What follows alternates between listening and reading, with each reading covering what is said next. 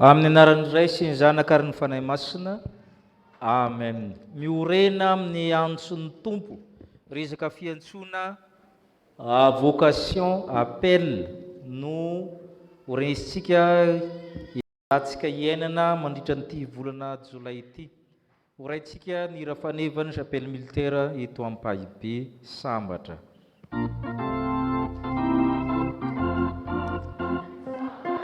Sambatra, Sambatra.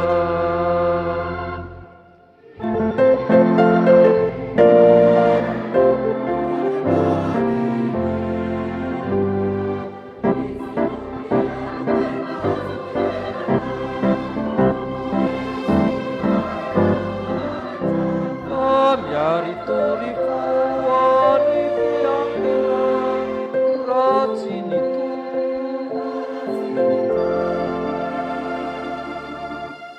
numia minani tanana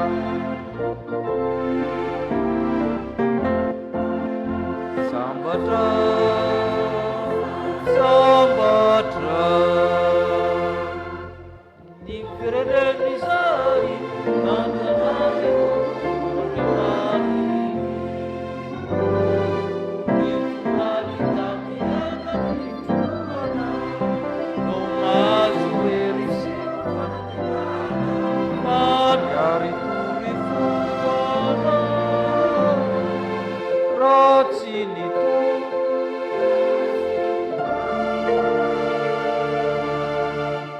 numia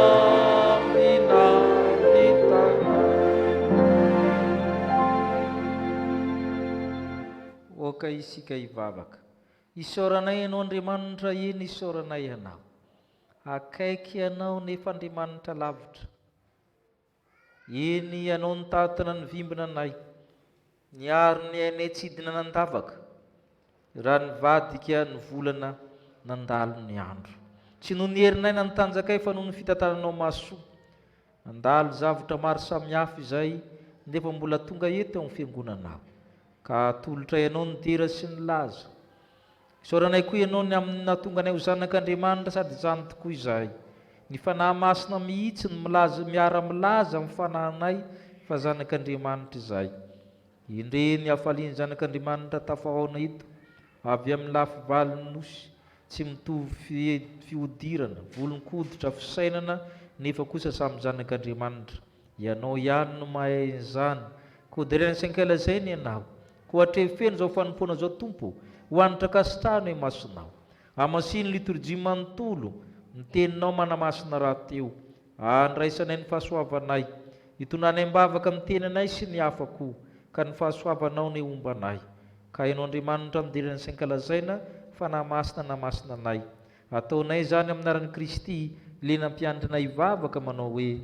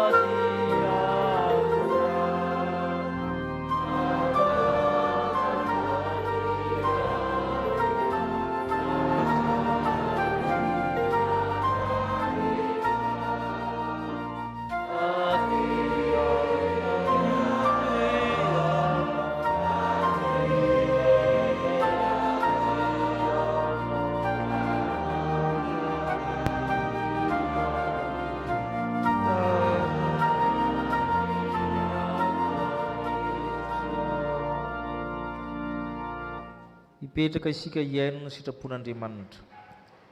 Efesianina 4:4.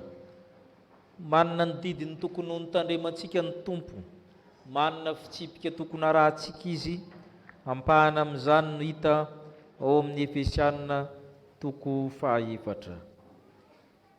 Eno ampanajana sady eritrereto tsara zany tenany manan'Andriamanitra ny sitrapony amin'izany.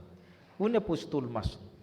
Ary noho izany izaho mpifatotra ny amin'ny tompo dia mangataka aminareo mba handeha miendrika ny fiantsonanareo amin'ny fanetretena rehetra sy ny fahalemem-panahy, amin'ny faharipo mifandefitra amin'ny fitiavana, mazoto mitana ny firaisina avy amin'ny fanahy, amin'ny fehim-pihavanana. Iray ny tena, iray ny fanahy, toy ny antsonanareo amin'ny fanantenana iray momba ny fiantsonanareo. Iray ny tompo, iray ny finoana, iray ny batisa, iray Andriamanitra, sady iray n'izy rehetra, izay ambonin'izy rehetra sy manerana azy rehetra ary ao amin'izy rehetra. Amen. Sambatra ny mahitsy lalana izay mandeha araka lalàn'i Jehovah. Sambatra izay mitanina ny tenin'ny vavolombelony ka mitady azy amin'ny fony rehetra. Amen. Tsy nisy natanteraka izany sitrapon'Andriamanitra izany isika. Tsy misy mendrika ny fiantson'Andriamanitra isika, ndeha isika hifona hanetritena hanaraka izao vavaka izao. Tompo ô milaza aminay ny teninao. Izany fiantsona izany dia masina. Indrindra raha ny olona ny miantso anay, raha ny mpampiasa miantso anay dia zava-dehibe. Kanefa ity Andriamanitra mihitsy no miantso. Tsy mendrika izahay. Tsy nanana fanetretena fahalemem-panahy, mamindrafo aminay. Mamelany elokay. Adinay ny amin'ny firaisana, fanilikilika ny fanavakavaka. Samy amin'ny fiaviana samihafa dia nahitana fanavakavaka. Ny ankolafiny maro samihafa nahitana fifandiliana. Eny fa na dia piray-tam-po ara misy tombo sy ala, mamindrafo aminay. Mamelany elokay. Iray ny tompo, iray ny batisa, iray ny finoana, iray Andriamanitra. Ny mpino koa dia mifanenjika, ny fiangonana koa dia mifanometsiny, ka manjary tsy hitan'ny olona ny tena fiangonana maro. Ny fijeriny anay dia miady an-trano ka mahatonga ny hafa hemotra. Mamindrafo aminay. Mamelany elokay. Itsy andamin'izany nipetipety ny otako ny asanay, ny fitondran-tenanay, na miteny na mifihetsika na tamin'ny nataona tamin'ny eritreritra, torotorony tamin'ny nofo tokoa izahay ary fahotana ny terahana anay. Mamindrafo aminay Tompo. Ny amin'ny anaran'i Jesosy Kristy irery aminy. Amen.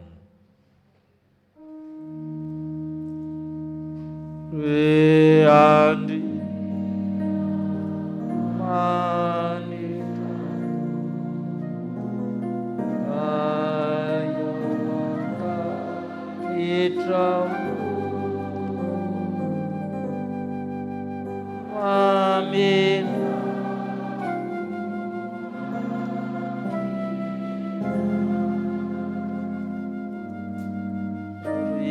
Jesus, oh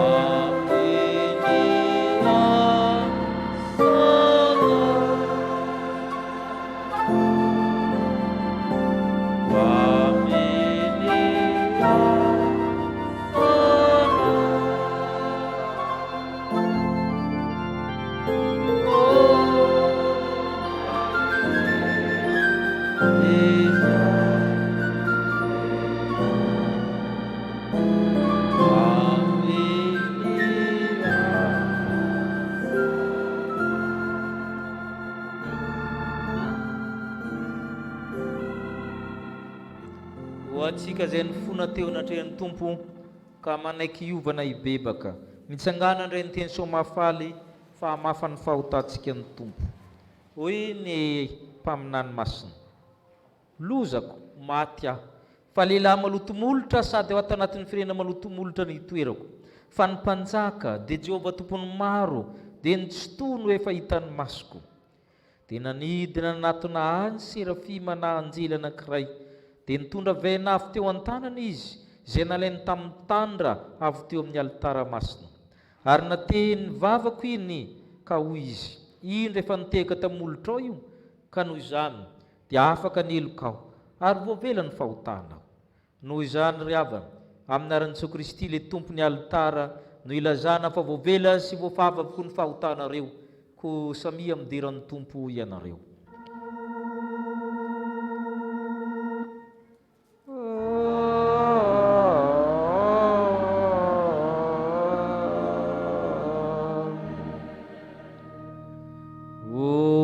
Nahitra ny amin'ny avo indrindra ho an'Andriamanitra,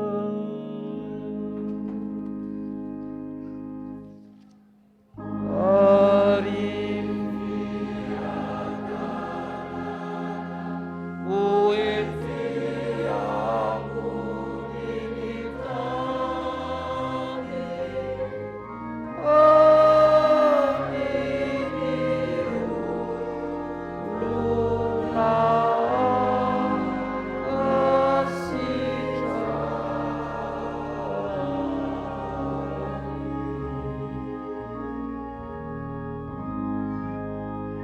petraka amin'ny fifaliana isika amaly ny fanontaniana hoe moty ianao va le mpamonjy tomposoa homanantsika amin'ny liturjian'ny tenin'Andriamanitra.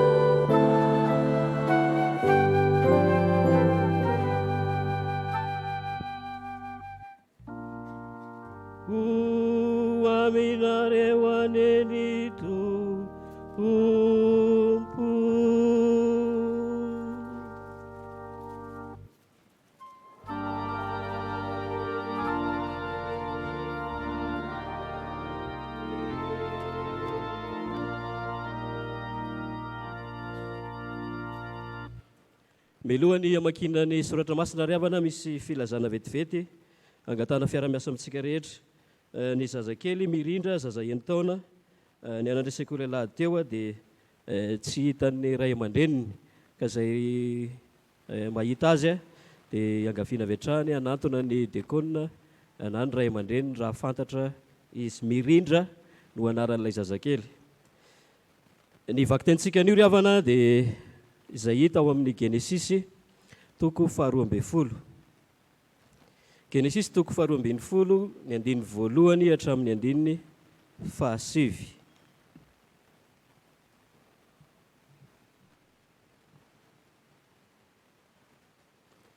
Genesisy toko 12 ny andiny voalohany hatramin'ny andiny 7 mivaky toy izao amin'ny anaran'ny Tompo.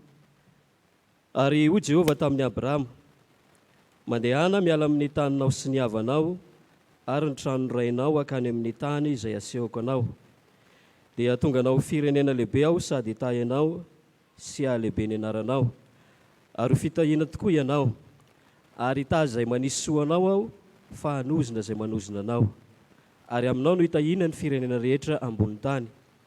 Dia nandeha i Abrahama arak'izay efa nolazain'i Jehovah taminy, ary Lota koa mba niaraka taminy. Ary efa 570 taona i Abrahama raha niala tao arany izy. Ary Abrahama nitondra ny Sarai vadiny sy Lota zana-dralahiny mba amin'ny fananan'izy rehetra izay efa nohariny sy ny olona izay efa azony tao arana. Dia niainga izy ireo akany amin'ny tany Kanana, ka tonga tany amin'ny tany Kanana izy. Ary Abrahama dia nitety ny tany atrany Sekema, dia tao ankazo terebitany More, ary ny Kananita ny tompo tany Kanana fahizay. Ary Jehovah niseho tamin'ny Abrahama ka nanao hoe, ny taranakao no omeko ity tany ity. Dia nanorina alitara teo izy ho an'i Jehovah izay niseho taminy. Dia nifindra niala teo izy akany amin'ny tendrombohitra atsinanan'ny Betela, ka nanorina ny lainy teo anelanelan'ny Betela, tao andrefany sy Ai tao atsinanany. Dia nanorina alitara teo koa ho an'i Jehovah izy, ka niantso ny anaran'i Jehovah. Ary nifindra Abrahama ka nandroso ny andalana ho any amin'ny tany atsimo. Tohizana amin'ny epistily faharoa ny Tesalonianina.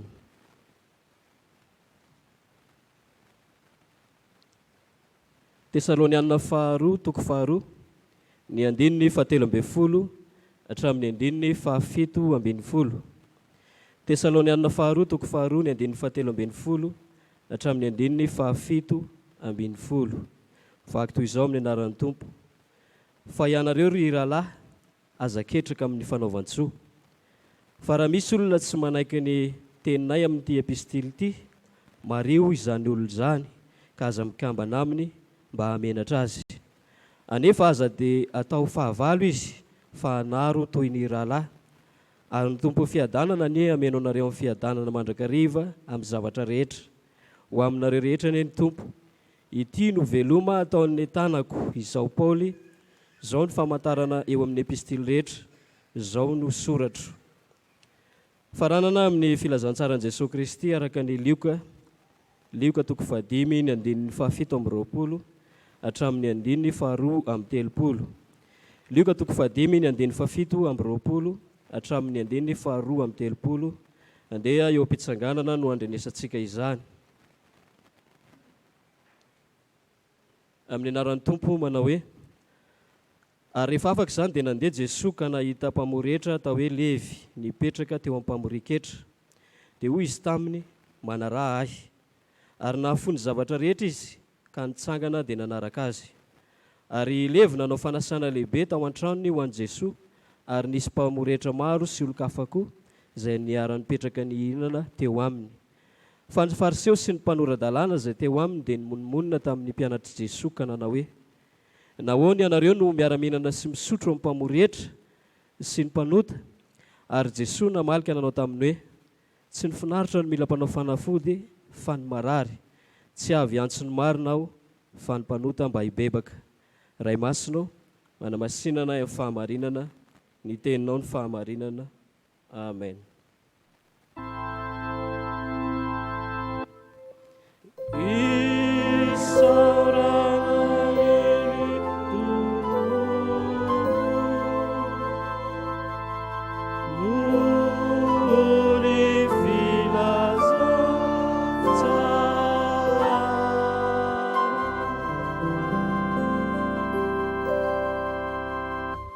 Iombona mivavaka isika rehetra. Ry Tompo Andriamanitray, ny feonao sy ny antsonao no mampiray anay rehetra, ary izany ihany koa no mbola omenao anay ankehitriny. Koa ny mpanomponao izay efa irahinao tondra izany, dia aoka hiasany ny fanainao masina. Toy izany koa izay fiangonanao, mba hiorina amin'ny izany antsonao izany, ka hifikitra amin'ny sitraponao amin'ny androm-piainanay rehetra. Mba hatanteraka izany ry Tompo Andriamanitray dia mitenena aminay ianao ankehitriny, ary izay feo rehetra tsy avy aminao dia tsy hanan-kery aminay amin'izao ora sy fotoana izao. Mitenena Jesosy araka ny fombanao fa miaino izay fiangonanao, amin'ny anaranao ihany koa nanaovanay ny vavaka. Amen.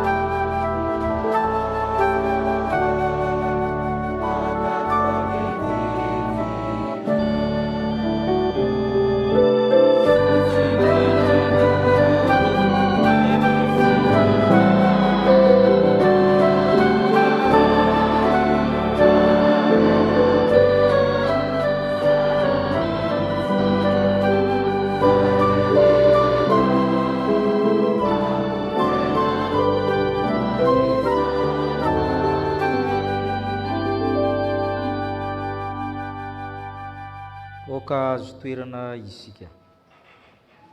Ho aminareo izay malalin'Andriamanitra sady voantso ny masina, ho aminareo ny fahasoavany mba ny fiadanana Andriamanitra raintsika sy Jesosy Kristy tompontsika.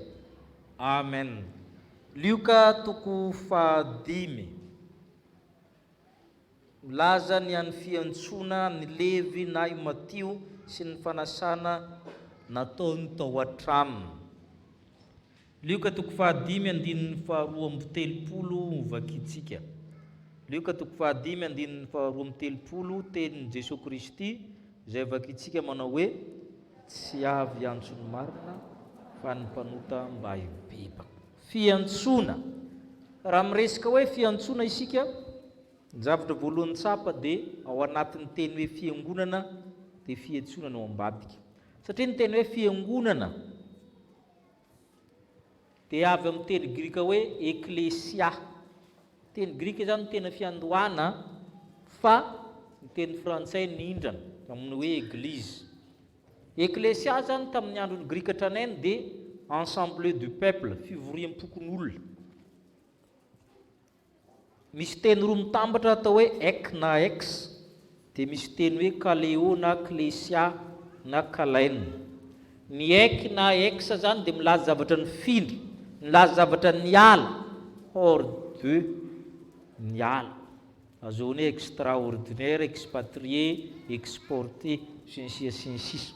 Ny hoe kaleo na klesia zany miantso, voantso, call amin'ny teny anglisy zany.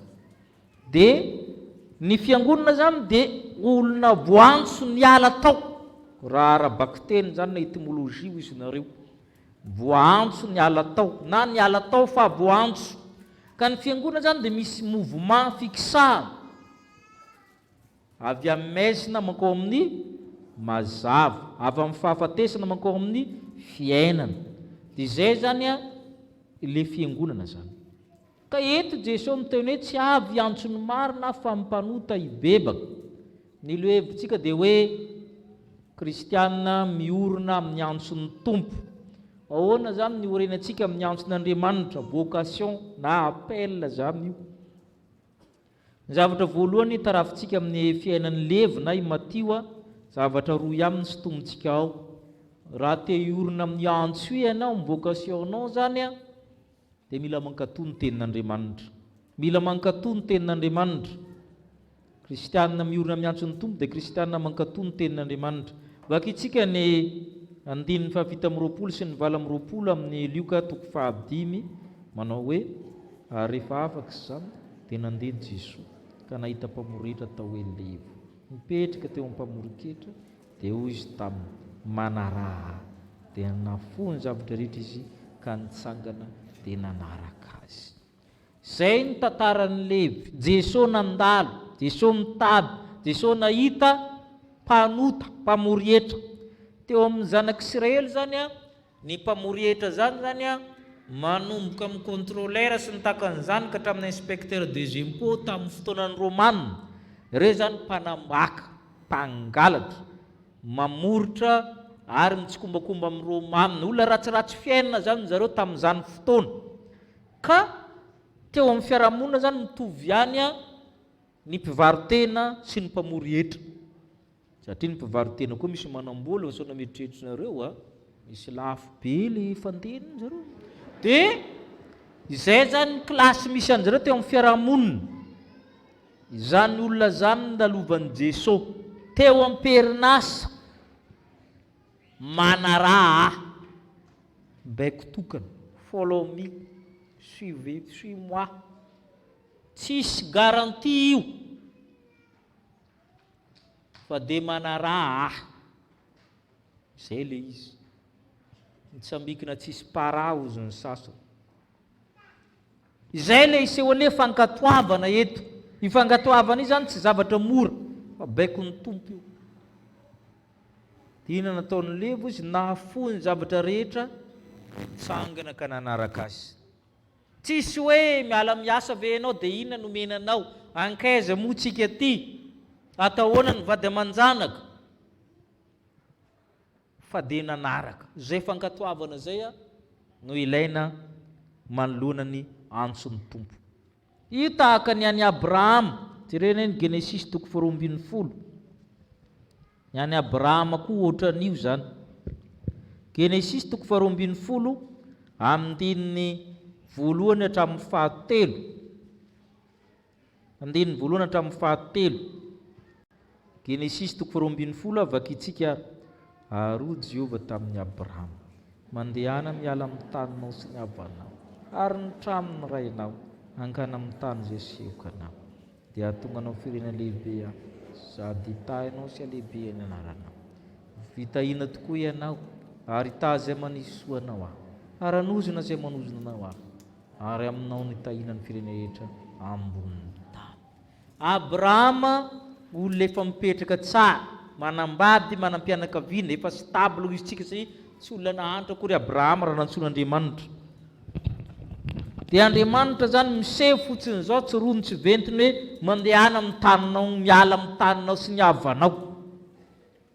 Raha zany miala amin'ny taninao, olona efa mipetraka, manana ny tokony atao, fa tsy hoe andeha ho an'ny Koet hafa sahirana, tsy izay le hito, fa olona efa mipetraka tsara. Ary io nisehon'ny fankatoavana, fampanantenana no misy teo, ataoko firenena lehibe ianao, ho fitahiana tokoa ianao, hita izay manisy soa anao hanozona izay manozona anao. Tsy moro zany, tahaka ny resaka andeha hanambady ihany io, na ianao raha miteny hoe aza miantsampy amin'ny azo fantaka, aza mihinana ambolona, fa tsy hoe misy olona fotsiny tsara mbola hitanao dia tonga eo zany izy dia miteny hoe zay mba tianao mba tiako, zay mankala dia anaraka ianao. Tsy mora ny mankatoa ny baikon'Andriamanitra.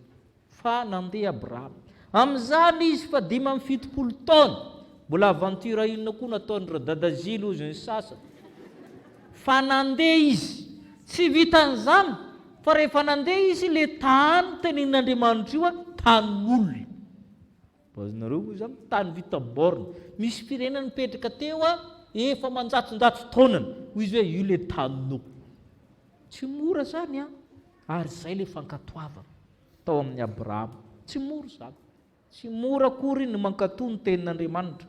Ary zay le tenin'Andriamanitra zany na itsika efa mino tenin'Andriamanitra io zany tsy mora ny mankatoa izy io. Ny zavatra imbonana zany dia ny antso ny tompo, dia nandeha i Levy, nandeha Abrahama. Fa raha mbola hieritreritra ianao zavatra hafa dia tavela eo ianao. Tahaka izany koa ny fiangonana, tsy fomba mpiangonana anara-piangonana no arahanao, fa baikon'ny tompo hoe manaraha. Tsy pastera akory no arahanao amin'ny fiangonana.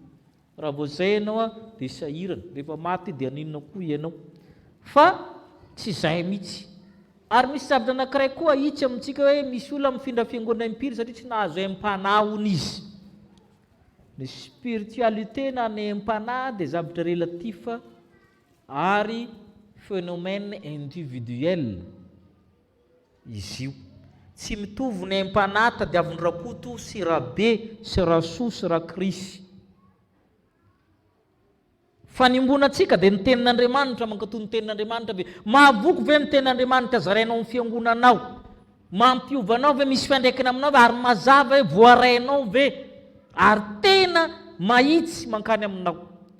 Fa io aim-panahy io ny an'ny sasany raha vao maredona ny hira nahazo aim-panahy izy, ny an'ny sasany klasika ny hira mahazo aim-panahy izy, ny sasany fanginana natao aim-panahy, mandehanao mivavaka ry ambonina mpamarinana fa tsisy mitabataba ohatra atsika any mangy aim-panahy. Tsy mitovy zany natao aim-panahy. Zay mahatonga anao tsy nahita aim-panahy, ianao no mikatsika aim-panahy ho anao, fa izy tsisy mitovy. Ny aim-panahy zany tsy mitovy amin'ny olona rehetra, tsisy mitovy. Fa ny ombonana dia ny tenin'Andriamanitra ny sakrameta, ary zay mahatonga hoe mankatoa ny tenin'Andriamanitra ve ianao, miorina ianao zay amin'ny antso, miorina ianao zay amin'ny antso. Ny zavatra faharoa, ny kristianina miorina amin'ny antson'Andriamanitra dia mankatoa ny tenin'Andriamanitra. Hotsika zay ny voalohany, nankatoa i Levy dia nandeha izy nanaraka amin'ny tompo. Fa ny zavatra faharoa dia izao, tsy vitany hoe manaraka fa manaiky hiova fo. Manaiky hiova, be dia be ny manaraka fa tsy miova. misy mahay ny teny, mahay tsara ny teny io, mankatoy ihany fa ny ataony ihany no ataony. Mba vakitsika hoe ny lioka toko 5 ny 720. Lioka toko 5 ny 720. Ary Levy nanao fanasana lehibe tao an-tramony ho an'i Jesosy. Ary nisy mpamoretra maro sy olon-kafa-ko izay niara-nipetraka ninona teo aminy. Ity Levy zany nanao fanasana tany an-tramony. Eo le fiovana zany. Jesosy manko miteny hoe tsy avy antso ny marina fa ny mpanota dia misy inona ny tohiny. Izy io manko hialokalofan'ny sasany. Aza mitsara mba tsy antso ny marina tsy tonga hiantso ny marina izy ny ataony ihany ny rambony tsy mbo tapaka. Misy tohiny angela izy mba hibebaka. Hoe mibebaka zany metanoia amin'ny teny grika na soa dia convertir. Miova lalana, verin-dalana, mifindra lalana, mikisaka. Izay ny dikany. Miverina le teny teo hoe ex. Misy ex zany ao. Ex inona no efa nataonao, anananao teo amin'ny fiainana. I Levy zao ex mpangalatra, mpanambaka. Le ex ety sy ex petite fille akory ka ilaza efa bobabobaka ny ato amin'ny chapelle. So dia zay indray ny sasany. Nareo tsy moa tsy haintsony le voambolana amin'izao. Fa ex amin'ny ratsy. Ka eto izy, zalareo prevre, zalareo mpamorehitra eto, fa miova le revy, fanasana ho an'izy zao izy le natao ho an'i Jesosy. Zay le fiovana zay ho an'i Jesosy. Ary nasainy namany ny mpiara-monina mba hiona amin'ny tompo koa. Zay le fiovana zay. Ny fanatonana amin'ny tompo zany tsy voatery ampiala anao amin'ny asanao. Misy ny olona voatery hiala amin'ny asany, tahaka ny hoe manao mpitandrina apôstôly miala amin'ny asa dia mandehandeha any dia indraindray tsy miverina ny tanindrazana intsony ny fatiny. Afo iny. Fa eto ianao amin'ny asanao koa, amin'ny mahatalehanao, amin'ny mahamiaramilanao, amin'ny mahadokoteranao, amin'ny zavatra rehetra, amin'ny mampivarotra anao no antsony. Fa ianao ny ova. Fa mbola mivarotra ihany ianao, mbola mpiasa ny orinasa ihany ianao, fa inona ny zavatra ny ova, inona mba exa teo amin'ny fiainanao. Dia nisy anankiray mba tadidiko hoe manao risevery izy dia manezika mafy zany. Andravoangy be sareto zirara izy avao manao ny pastera izy. Tsy manao an'izany ny olona raha tsy te hijoro. Zay ny psikolojia anatin'izany. Any amin'ny arabe ny olona matoa manao na pastera, tsy maintsy hojeren'ny olona anao inona marina ianao mpivavaka zay ianao. Rehefa mba niantsoantso izy dia manao ny pastera, mandroso pastera. Ay, vao misy sanak'Andriamanitra zany. Amin'ny asanao io ianao no ahitana fa miova. Ary ny ahitanao fa miova ianao, misy olona contre anao. Misy olona mijerijery anao tony koa mba miseho milay, mba miseho anina. Iza eto le contre eto amin'ny 70. Fariseo sy mpanoradala. Monomonina zareo. Ry Jesosy koa mba mitony olona tony efa tokony tsy ilaina amin'ny fiarahamonina, mbola mibavabavaka monankoa koa Jesosy. Tsy ny finaritra ny mila mpanao fanafody fa ny marary. Zay le izy. Tsy ny finaritra mila mpanao fanafody. Mila mahatsiaro marary tsika dia manatona amin'ny dokotera. Mahatsiaro marary ara-panahy dia manatona amin'ny tompo dia miova avy eo sitrany. Zay ny hoe tsy tonga hiantso ny marina fa ny mpanota mba hibebaka. Ary zay le hoe mila fiovana zany. Tsy mitovy koa tsika ny atao hoe mifona sy ny mibebaka. Matetika resantsika. Le mifona le nataontsika teo, fa le mibebaka le ataontsika rehefa avy eo. Andriamanitra ty manko mahagaga. Mbola tsy nibebaka akory ny olona dia efa nomeny le familan-keloka. Zay natao hoe grâce prévenante. Ny fitiavan'Andriamanitra dia mialoha mandrakariva ny fitiavantsika. Efa nomeny le famelan-keloka. Fa azafady fa tsy ny olona rehetra mivoaka eto no mibebaka. Satria ny mibebaka zany hoy isika ny ova. Raha ianao ny fona tena andohalika na ranomaso na anatrano, fa mivoaka eo ianao mifosa olona, ny fona ianao sa ny bebaka, ny fona fotsiny fa tsy ny bebaka. Fa misy olona zany nangalatra taminao tsy nahay ny fona, fa tsy namerina intsony izy nangalatra na ny zanakao, izy tsy ny fona. Ny fony sa ny bebaka amin'izay, ny bebaka izy. Ka inona ny laina, le mifona sa le mibebaka? Le mibebaka no tena milaina. Fa matetika ny fomba fibavakantsika dia Enin'Andriamanitra zao no fahinona azy. Mifona sery. Vao manao ihany. Atsahary ny fonaonao ny vavaka reo izy Andriamanitra aveo fa mankarary ny sofiko. Tsy tonga iantso ny marina fa ny mpanota ibebaka, fa tsy ny mpanota mifonana amin'ny taniny fa mpanota mibebaka. Ary zany mahatonga ny Paoly apôstôly nampahery ny fiangonana tany Tesalonika amin'izany fiovana hitany tamin'ny zareo izany. Tesalonika voalohany toko 2 ny andininy 7:20 hatramin'ny 5:20 vakitsika. Tesalonika voalohany toko 2 andininy 7:20 ka hatramin'ny 5:20 vakitsika. Fa izahay tsy maintsy misaotra n'Andriamanitra mandrakariva ny aminareo rahalahy. Samy hafa le Tesalonika naisy le pastera teo a, dia izay ny tsy ahitanareo azy. Tesalonika 2 ery koa toko 3 koa, samy hafa koa ny Tesalonika le dekôna.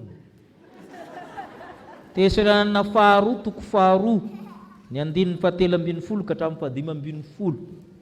Sa inona no amperikopa ao mo? Mba jere kely miperikopanareo aloha.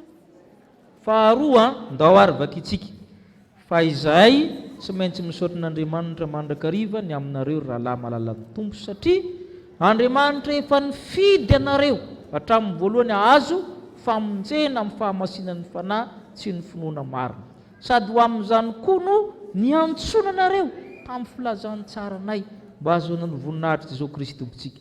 Ka tomoera tsara rahalahy, azony ny fampianarana tolotra anareo izay nampianarina ianareo, na tamin'ny teninay na tamin'ny epistilinay.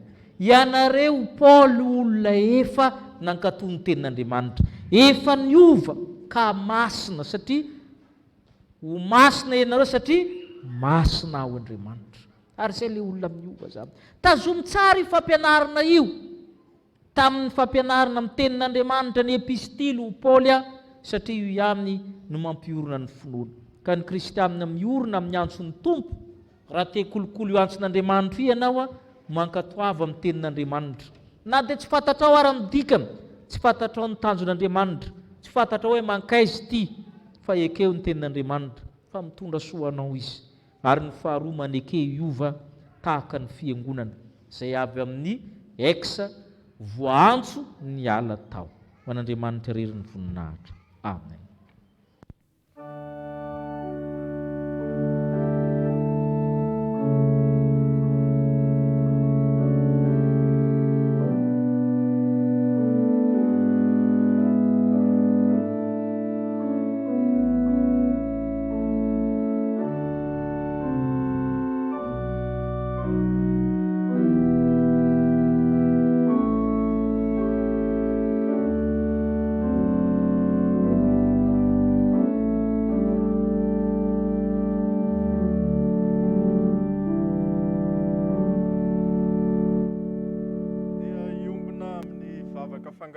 Isika riavako,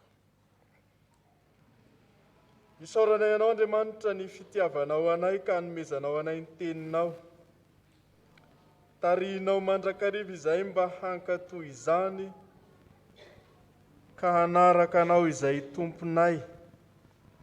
Ny fanarahananao Andriamanitra no porofon'izany fankatoavana izany, manoloana ny antsonao izay miantefa aminay isanandro isanandro.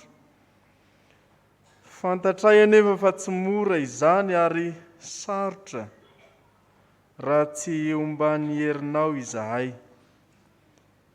Koa tafio anay Tompo ny fanahinao masina izay efa nomenao ny fiangonana, mba hahatonga anay tsy eritreritra zavatra hafa, fa hibanjina anao Jesosy Kristy Tompo izay Tompo ny fiantsonanay ihany koa, ka mampiorina anay amin'izany. Ny teninao izay nambara taminay teo no mampianatra anay mba hanaiky hiova. Ny tanjonao aminay dia ny fiverenan-dalana ka hanao todi-kivoa, hiala amin'ny toetra sy ny toerana ratsy izay nisy anay teo aloha, fa hibanjina anao Jesosy Kristy Tompo. Tianao tsara mantsy izahay, ary omenao anay izany torohevitra avy amin'ny teninao izany. Koa manoloana ny fahavononanay hiova, Tompo, dia manampy anay mba ho voninahitra ao ny fiovam-piainanay, ary ho tonga amin'ny tena fibebahana marina tokoa izahay fiangonanao. Matoky anao izay, Tompo, fa hanampy anay ianao ny amin'izany rehetrarehetra izany, mba hahatonga anay hiaina ny teninao, hijoro vavolombelonao mandrakariva amin'ny sehatra sy toerana rehetra izay misy anay. Dia indreo misy mpanomponao izay nankatony antsonao manolo tena ho mpiray latabatra aminao, manaiky ny hiova, ianao Jesosy Kristy Tompony hiazona azy ireo hatramin'ny farany, mba hampaharitra azy amin'izany fiantsonao izany. Dia izany, Tompo, no vavakay asandratray amin'ny anaran'i Jesosy Kristy mpamonjy anay. Amen. Iraintsika ny hira faefatra ao amin'ny firana FFPM, hira fafito ny andininy faefatra.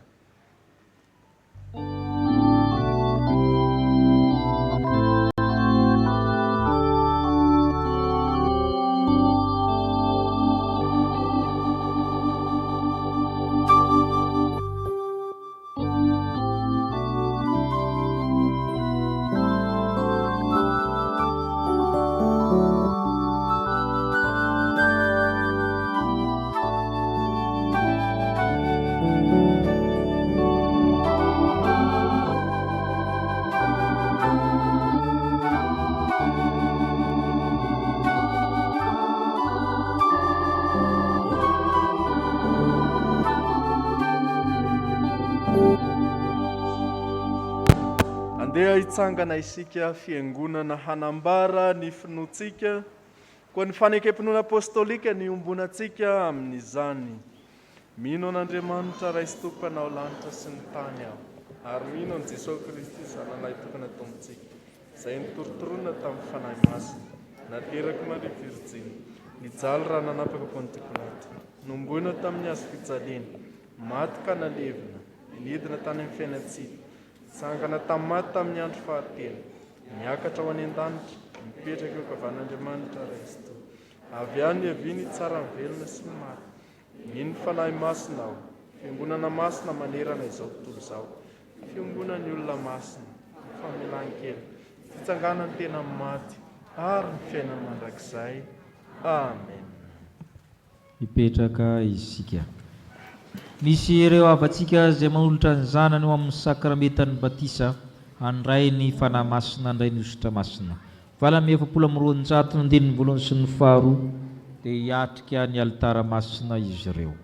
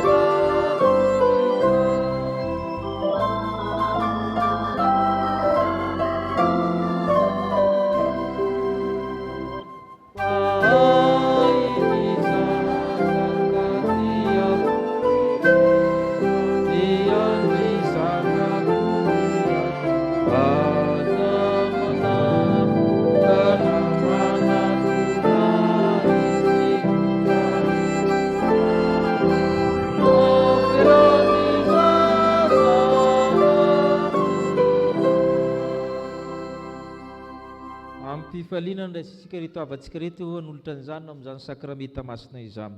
Hoe notsika ny teny fanorenana izao sakramenta masina izao. Ny tompo efa nomena ny fahefana rehetra nan-danitra sy aty an-tany, koa mandehana ianareo dia atao mpianatra firena rehetra, manao batisazy ho amin'ny anaran'ny Ray sy ny Zanaka ary ny fanamasina, sady mampianatra azy tandrona zay rehetra nandiko anareo. Ary ny izao momba anareo mandrakariva ambara-pahatonga ny fataperan'izao tontolo izao.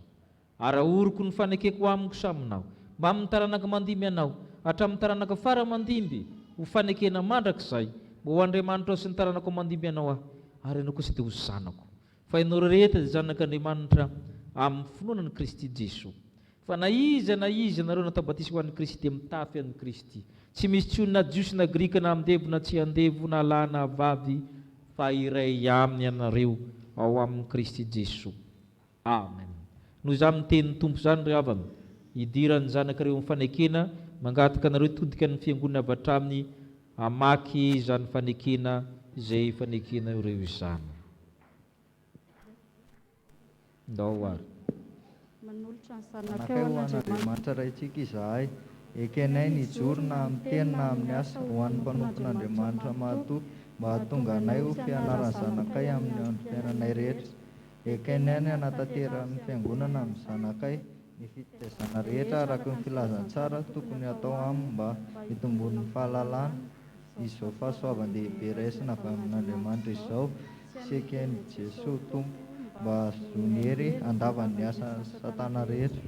Ho vonona hivavaka Ampianatra azy hivavaka ka hampiditra azy ho mpianatra sekoly ahady izahay, ekenay ny ampianatra azy ny anton'izao fanaovany batisa izao, izao ny taona azy ho mpandray fanasany Tompo, ny herin'Andriamanitra no iakinanay hanatanteranay izany. Amen. Omen'Andriamanitra ianareo izany heriny izany, ahavitanareo izany fanekena izany. Ndesika ry havana hitsangana angataka ny fanahy masika, hitodika aty ianareo.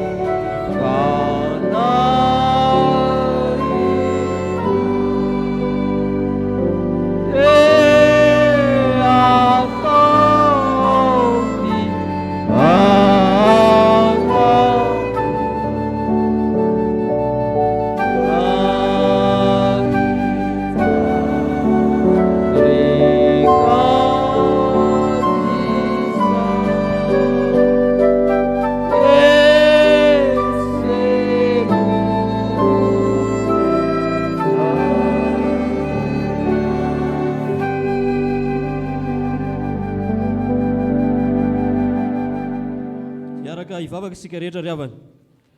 Andriamanitra raitsy toa ty dia tianay tokoa ianao, ary ny fitiavanao dia mialoha mandrakariva ny fitiavanay ianao. Tsaronay ankehitriny didin'i Jesosy Kristy Tomponay sy ny teny fampanantenana nomeny tamin'ny nanorenany sakramentany batisa. Koa mitalao aminao izay ray eo manatrehanay.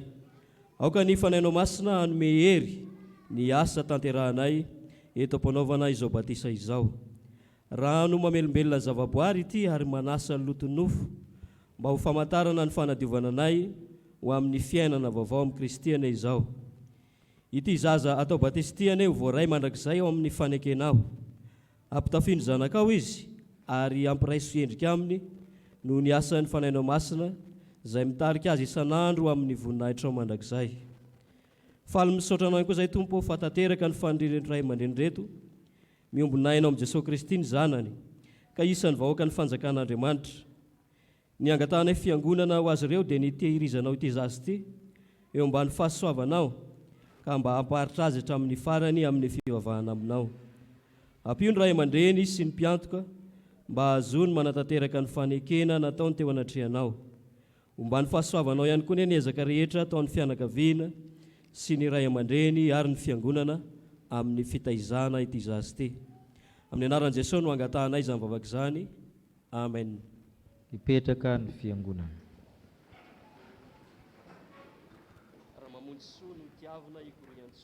Raha mamonjy soa no tiavana ikorian-tsoa.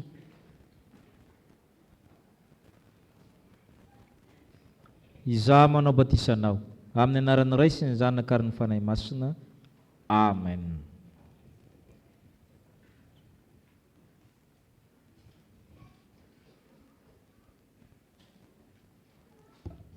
Hoy ny Tompo: anaka, aza matahotra. Efa nanavitra anao aho, ay ianao. Efa niantso ny anaranao aho. Ento izao fa zanak'Andriamanitra ary efa nandray ny fanahy masina. Ary nareo kosa mitomboa amin'ny fahatsara amin'ny Tompo. Amen. Ira fanampin'ny faharoa ny soratsika n'Andriamanitra sady omanan'ireo mpanefana sany Tompo vaovao izay vao hotokanana.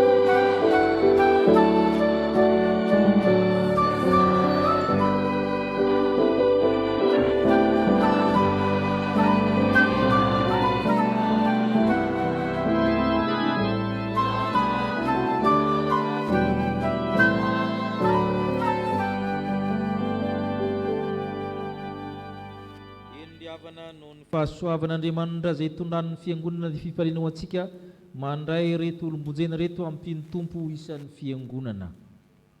Vavolombelon'ny fanekena ho ataon'izy reto isika. Vavolombelona fanantson'ny Tompo izy ireo ka niala tamin'ny fahalovana mankana amin'ny fahavelomana. Ny mpanavana sany Tompo vaovao koa dia miezaka mahatsiaro ny andro nanokanana azy satria nanao fanekena tsara koa isika tena trehan'ny fiangonana. Ka andetsika hitsangana hivavaka ho azy ireo, angataka ny fanahy masina tonga azy ireo iombona amin'ny tenan'i Kristy satria efa nampianarana ny fotompolona Kristy aminy izy ireo, natanteraka ny fanekena tamin'ny batisy izy ireo ka atolotra antsika fiangonana ankehitriny. Todika tianareo.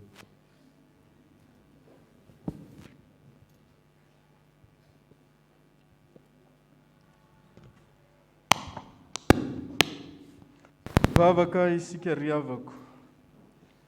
Ry rainay mandrakizay eo misaotra anao izahay amin'ny fonay manontolo satria sitrakao ny nanome toky anay fa ny teny fikasana momba ny famonjena dia ho anay sy ny zanakay ary ho an'izay rehetra lavitra na iza tsoy ny fitiavana hanatona anao. Andriamanitra tsara sy mahatoky io, nino fanambaranao izahay.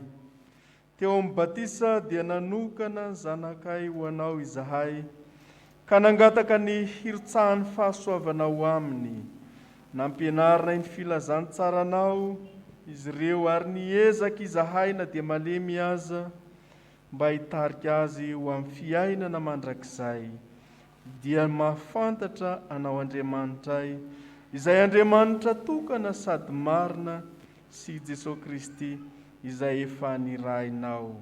Ary ankehitriny rehefa nandre ny antsonao izy ireo, ka afaka hifidy ankalalana ny lalana izay izorany, dia indro tonga eto anatrehanao, ka manambara ny finoany ry Tompo Andriamanitro, mba henoy ireny vavakay rehetra izay asandratray hiakatra any aminao azy ireo. Raisy koa izay rehetra nio amin'ny firaisana masina aminao. Amin'ny anaran'i Jesosy Kristy zanakao, sady mpamonjy anay no angatahana izany, ho azy eny voninahitra mandrakizay. Amen. Petraka ny fiangonana, eo ihany nareo.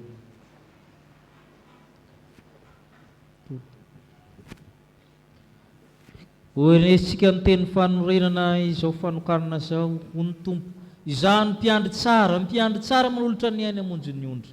Raha misy olata anaraka aoka izy andaminy tenany sy tonana fijaliany ka anaraka.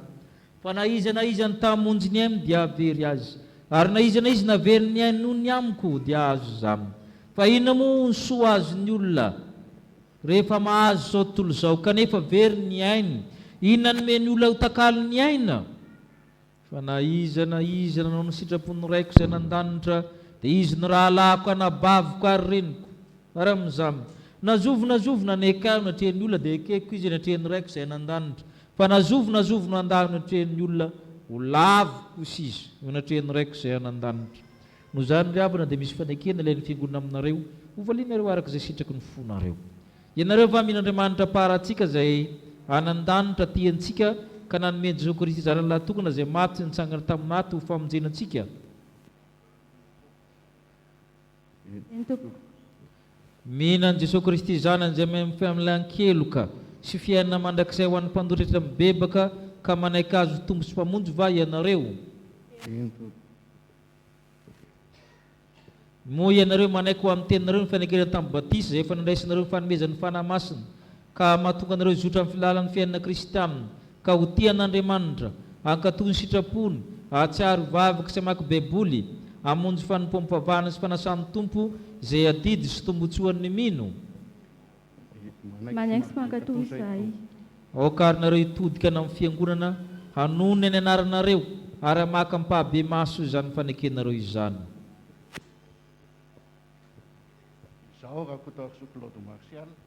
Izao Rakototseny Rotsika Omerianitra. Izao Hafanoahana Nyanja Mahery. Izao Andrianjaka Arzovonjy Tahirenitsoa. Izao Razakavonjikina Valambintsoa. Izao Andria Miarantsitoaina Miangaly Fanomezantsoa.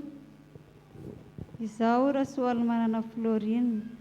Rehefa nanaraka amin'ny fampianaram-pinono aho dia nanapa-kevitra indray ny fanasan-tompo izay anehoany ny fanekeny sy ny famonjeny sy ny fampihavanana nataon'i Jesosy Kristy. Ekeko fa ny soratra masina ho nanambarany tompo amin'ny fiangonana sy ny mpino tsirairay ny sitrapony.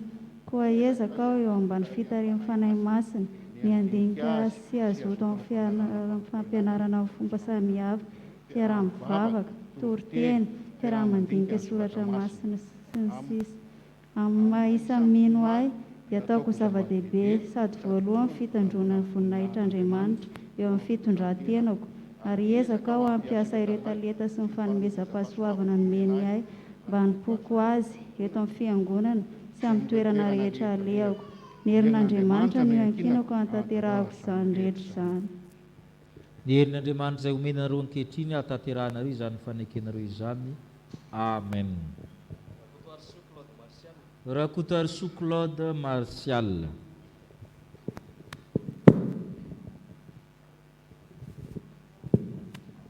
Noho izany fanekena nataonao teo izany dia amin'ny anaran'ny Ray sy ny Zanaka ary ny fanahy masina dia manokana anao izahay, tsodrananao izahay, manamasina anao izahay ka mandray anao isan'ny momba ny tenan'i Kristy. Asainay anao andray anjara miaraka amin'ny ankehitriny amin'ny fanasan'ny Tompo. ka Andriamanitra iray tsy toy izay efa niantsona ilay tamin'ny maizina ho amin'ny fahazavany mahagagany no hatanteraka sy ampiory raha mipitoetranao ho azy ny fanjakana mandrakizay ho aminao ny fitiavana mahiresy sy mahatanjah fa ny tompo mombanao.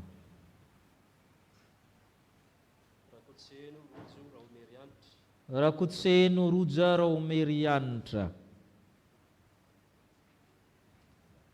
Noho izany fanekeny nataonao teo izany dia amin'ny anaran'ny Ray sy Zanaka ary ny fanamasina dia manokana anao izay, manamasina anao izay, mitsodrana anao izay, ka mandray anao isan'ny momba ny tenan'i Kristy, asainay anao handray anjara miaraka amin'ny ankehitriny amin'ny fanasan'ny tompo. Ary Andriamanitra iray tsy toy izay efa niantsona ilay tamin'ny maizina ho amin'ny fahazavany mahagagany no hatanteraka sy hampiora raha mipitoetranao ho azy ny fanjakana mandrakizay ho aminao ny fifaliana mahiresy sy mahatanjah fa ny tompo mombanao. Raha fanoharana ny anja mahery. Noho izany fanekeny nataonao teo izany dia amin'ny anaran'Andriamanitra iray Zanaka fanamasina dia manokana anao izay, manamasina anao izay, tsodrana anao izay, ka mandray anao isan'ny momba ny tenan'i Kristy, asainay anao handray anjara miaraka amin'ny ankehitriny amin'ny fanasan'ny tompo.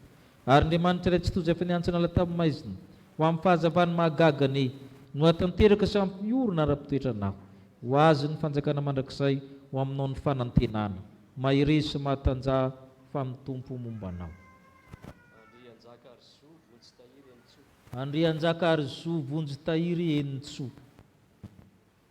Noho izany fanekeny nataonao teo izany dia amin'ny anaran'ny Ray sy ny Zanaka ary fanamasina dia manokana anao izay, tsodrana anao izay, manamasina anao izay, ka mandray anao isan'ny momba ny tenan'i Kristy, asainay anao handray anjara miaraka aminay ankehitriny amin'ny fanasan'ny tompo. Ary Andriamanitra iray tsy toy izay efa niantsona ilay tamin'ny maizina ho amin'ny fahazavany mahagagany no hatanteraka sy hampiora raha mipitoetranao ho azy ny fanjakana mandrakizay ho aminao ny fahendrena mahiresy sy mahatanjah fa ny tompo mombanao. Razaka Arvony Tsikinavalina Ambinitsoa. Noho izany fanekeny nataonao teo izany dia amin'ny anaran'Andriamanitra Ray Zanaka fanamasina dia manokana anao izay, manamasina anao izay, tsodrana anao izay, ka mandray anao isan'ny momba ny tenan'i Kristy, asainay anao handray anjara miaraka amin'ny ankehitriny amin'ny fanasan'ny tompo. Ary Andriamanitra iray tsy toy izay efa niantsona ilay tamin'ny maizina ho amin'ny fahazavany mahagagany no hatanteraka sy hampiorona raha mipitoetranao ho azy ny fanjakana mandrakizay ho aminao ny faharetana mahiresy sy mahatanjah fa ny tompo mombanao. Andria miara tsy tohaina miangaly fanomezan-tsoa. Noho izany fanekeny nataonao teo izany dia amin'ny anaran'Andriamanitra Ray Zanaka fanamasina dia manokana anao izay, tsodrana anao izay, manamasina anao izay, ka mandray anao isan'ny momba ny tenan'i Kristy, asainay anao handray anjara miaraka amin'ny ankehitriny amin'ny fanasan'ny tompo.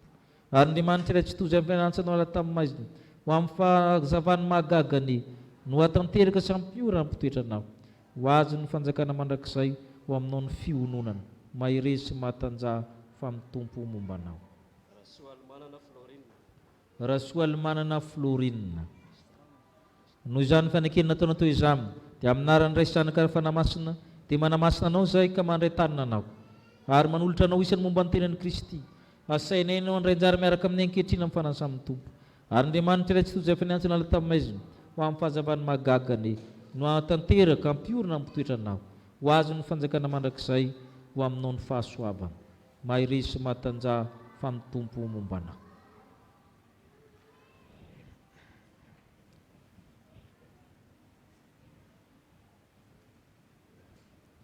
Ivavaka isika. Misaotra anao izay tompony amin'ny fahasoavanao fa tanteraka ny faniriany reto mpanomponao reto, manamafy ny fanekeny izy ireo, tahio ny fanampan-keviny toetra aminao, efa nomenao azy ny fananao masina, ka izany fanazana no manazy ankehitriny anatin'ny latabatra ao masina, ambiditra azy amin'ny firaisana masina mo zanakao, ataovy mafy amin'ny fibebahana izy, matanjaka amin'ny finoana, tsy azozongozona ny fanantenany mahery ny fitiavana, ifikitra amin'ny marina mahavonjy izy ka hiasa lalandava amin'ny kery, amin'ny pahatanjah eo anatrehan'izao tontolo izao. Meo anay rehetra koa ny ombona amin'izy ireo, hibanjina ny fanjakanao ary hiaina izany famindramponao izany. Eno izay iray ny mpamindrampo fa amin'ny anaran'i Kristy Zanakao mpamonjy no angatana izany. Amen. Rehefa ndray fanasan'ny tompo vaovao, tany mafy ny ananareo mba tsy siaka ny satroboninahitra reo, mandehana ka mitombo amin'ny fahatsarana rehetra Amen. Hira fanampin'ny fahatelo nisy nangataka ho azy ireo.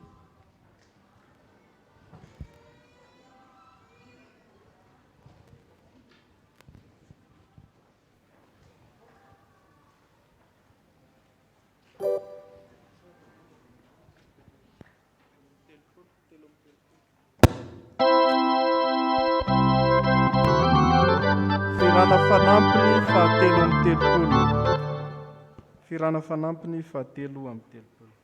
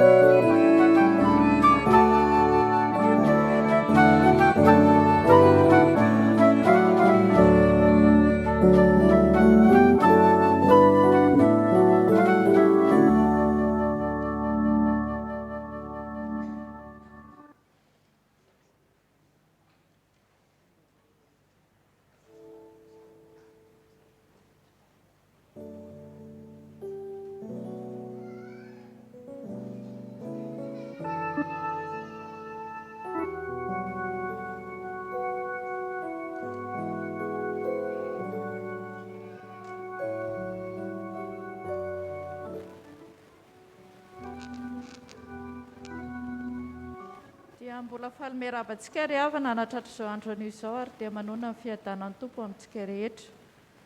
Miorena amin'ny antson'ny tompo. Ny andro dia ny andro an'i Jehovah ao ary nitodika ny tsinjo ahy izy ka nandre azy ny fitarainako.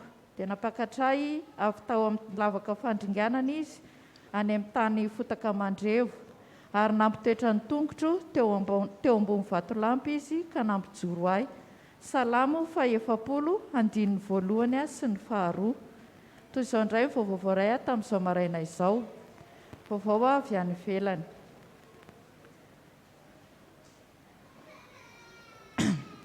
Koa aza menatra ny vavolombelon'ny tompontsika.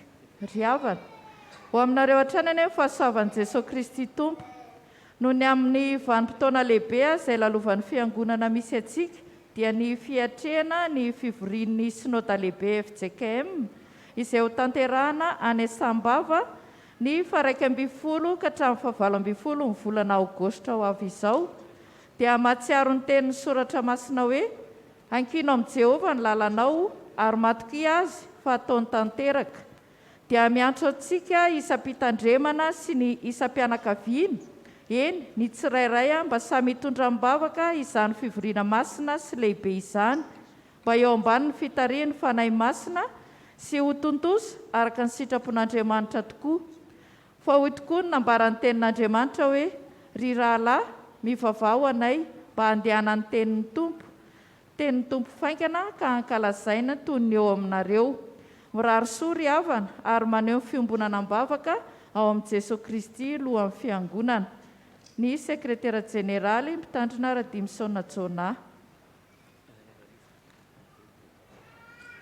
Misy fanasana ihany koa ry havana avy amin'ny andiany antso nivoaka tamin'ny taona 2012 tao amin'ny faculté de théologie Ambatonakanga, izay nisy ny pasteur ny mpitandrina Rakotomanga Mikael.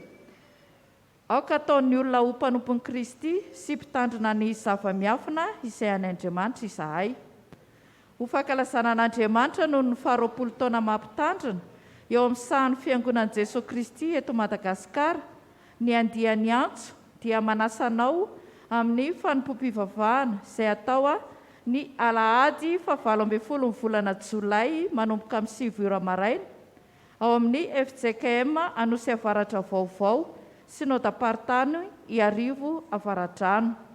Dia misy ihany koa ny fandraisana anjara amin'ny sakafo fiombonana izay karakarain'ny zareo atao amin'ny alahady 17 ny volana Jolay io manomboka amin'ny 12 ratoandro ao amin'ny Espace Le Lion d'Or Anosy Avaratra. Fandraisana anjara amin'izany dia 5 sy 3 alina ariary. Ka iangaviana isika izay manam-pandriana indray anjara amin'izany mba hanantona ao amin'ny bureau-ny sekretariat. Mijanona mivory ny komity teknika sary sy ny feo miaraka amin'ny tompon'andraikitry ny fitaovana eto amin'ny fiangonana rehefa mirava ny fanompom-pivavahana. Mampatsiahy antsika mpianakavin'ny finoana fa ny alahady 21 ny volana Jolay dia fitondrana am-bavaka ny mpitandrina Rakotomanga Mikael mianakavy ka nirakitra faharoa amin'izany dia atolontsika ho azy ireo. Koa aoka mba samy homana ny amin'izany fotoana izany. Mariana fa efa fanao fiangonana isa-taona izy io. Misy ihany koa ny tafika masina izay karakarain'ny fiangonana atao any Ambalavao-Tseny Paris ny 20 ka hatramin'ny 15 ny volana Jolay. Dia misy ny fiche de renseignement mahakasika ny tsirairay avy izay anjaran'ny bureau fiangonana sy ny fikambanan'ny olona sy ny dekona. Ka iangaviana izay manam-pandriana andeha amin'izany andalo ao amin'ny bureau-ny sekretariat.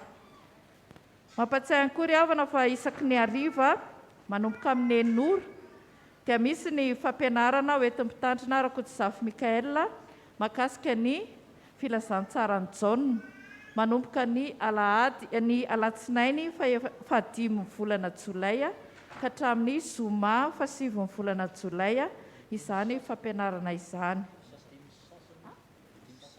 Amin'ny 5 sasany indray izany ilay izy fa tsy amin'ny 9 dia manasa antsika rehetra hanatrika izany fotoana izany. Vaovao avy amin'ny sampana. Sampana Dorcas. Mijanona ny sampana Dorcas rehefa mirava ny fiangonana mba hanomana ny lasin-tselatra iarahana amin'ny Dorcas Foibe ny 9 volana Jolay ho avy izao. Dia ampatsiahivina isika fa ny sabotsy ny 10 volana Jolay amin'ny 2 ora sasany no ataony fivorian'ny Dorcas eto am-piangonana. Sampana Skoto. Anio hariva manomboka amin'ny 3 ora eto am-piangonana ny fitaom-bavaka ho an'ny mpanala fanadinana rehetra izay iarahana amin'ny rantsana fanentanana ara-panahy. Sampana Sekolelahady. Manao fanadinana ny kilasy B rehetra amin'ny 12 Jolay miaraka amin'ny Foibe. Eto am-piangonana no hanatanterahana izany fanadinana izany ny maraina manomboka amin'ny 7 ora. Ny K8B no makany Andravoahangy fivavahana hanao izany fanadinana izany ny alahady hariva 12 volana Jolay. Iarahana amin'ny mpampianatra ny fandaminana mikasika izany rehetra izany. Ampatsiahivina ihany koa ny mpampianatra sekolelahady rehetra fa ny sous-sol ny akany ambony sy ambany ary ny ao ambony no azontsika ampianarana isaky ny alahady maraina manomboka amin'ny 7 ora. Sampanasa fitoriana filazantsara. Ary hoy Jesoa, mandehana any amin'izao tontolo izao ianareo ka mitoriny filazantsara amin'ny olombelona rehetra. Ry havana, manasa antsika hatrany amin'ny fisoratana anarana amin'ny tafika masina any Ambalavoa Paris, izay ho tanterahana ny 20 ka hatramin'ny 25 volana Jolay ho avy izao. Manentana antsika koa amin'ny fiofanana tafika masina sy ny vavaka fifadikanana izay atao eto am-piangonana ny Sabotsy 10 Jolay manomboka amin'ny 7 ora ka hatramin'ny 4 ora hariva. Man'Andriamanitra irery ny voninahitra. Rakim-pisaorana. Rakim-pisaorana noho ny fanasitranana nomeny Jesosy ny zavikeriko, misaotra Jesosy hanao irery ihany ny voninahitra ho an'ny sampana sekoly alahady. Raha vehivavy, lehibe ny finoanao, tonga avy aminao araka izay tianao dia sitrana ny zanany vavy tamin'izay ora izay. Koa tiavan'i Jehovah Andriamanitra amin'ny fonao rehetra sy ny fanahinao rehetra sy ny sainao rehetra ary ny herinao rehetra. Izany teny soratra masina izany no entinay maneho fisaorana an'Andriamanitra noho ny zanakay izay afaka fanadinana soamatsara, voninahitra an'Andriamanitra irery ihany ary mangataka ny firana fanampiny laharana 10. Atolotra ho an'ny mpitandrina 3 mirahalahy, sampana sekoly alahady, ny sampana Dorcas. Atolotra ny mpitandrina 3 mirahalahy, raha tsy Jehovah no manao ny trano dia miasa foana ny mpanao azy, raha tsy Jehovah no miambina ny tanàna dia miarotoro foana ny mpiambina. Fa efa nofidiako sy nohamasiniko ity trano ity mba hitoeran'ny anarako mandrakizay ary ny masoko sy ny foko ho ao mandrakariva. Atolotra ho an'ny mpitandrina Rakotsizafy Mikaela, Pasteur Zakaria, Pasteur Victorien. Ho fandraisana anjara fanampiana ny fandehanan'ny Pasteur Ane Sambava hamonjy ny Synoda lehibe. Ho an'Andriamanitra irery ny voninahitra. Misy ny fararakitra avy amin'ny diakona Lazasoa izay namony rainy. Fisaorana misy azo paoriana fa eo aminareo, aoka izy hivavaka. Ny vadiny, ny zanany, fianakaviana manontolo dia manolotra fisaorana ny chapelle militaire Paibe, ny mpitandrina Rakotsizafy Mikaela mivady, ny mpitandrina mpizatra rà, ny diakona, ny mpitendry zava-maneno sy ny mpikirakirany teknika, tamin'ny fitondrana mibavaka amin'ny malalanay, Maître Andriamanalonjaka Malalatiana Radimson. Amin'ny finoana sy ny fanantenana fitsanganan'ny tena amin'ny maty no ampandrenesanay, fa ny ava-malalanay ny Andriana Razafindrakoto Bernardin dia ny amboa ny Sabotsy 3 Jolay rehefa ny vahiny araka amin'ny 70 taona teto tany, hoy ny zanany André Mong Levi Haché sy ny ando Razafindrakoto ny avy sy nomena ao amin'ny koral. Ny nofiny dia hiala ao an-trano fonenany ao Anjanahary, lot 2 zo 35A, ny alatsinainy 5 Jolay amin'ny 12, ary entina mezam-boninahitra an'Andriamanitra amin'ny chapelle militaire à Paibe amin'ny 12 ora mialohan'ny hanafenana azy any amin'ny fahasandrazany eny fiaferana Andranomanjaka. Efa niady tsara aho na tanteraka amin'ny fihazakazahako aho mitahiry ny finoana aho. Toy izay indray vaovao voaray tamin'izao maraina izao ry havana, voninahitra ho an'Andriamanitra irery ihany.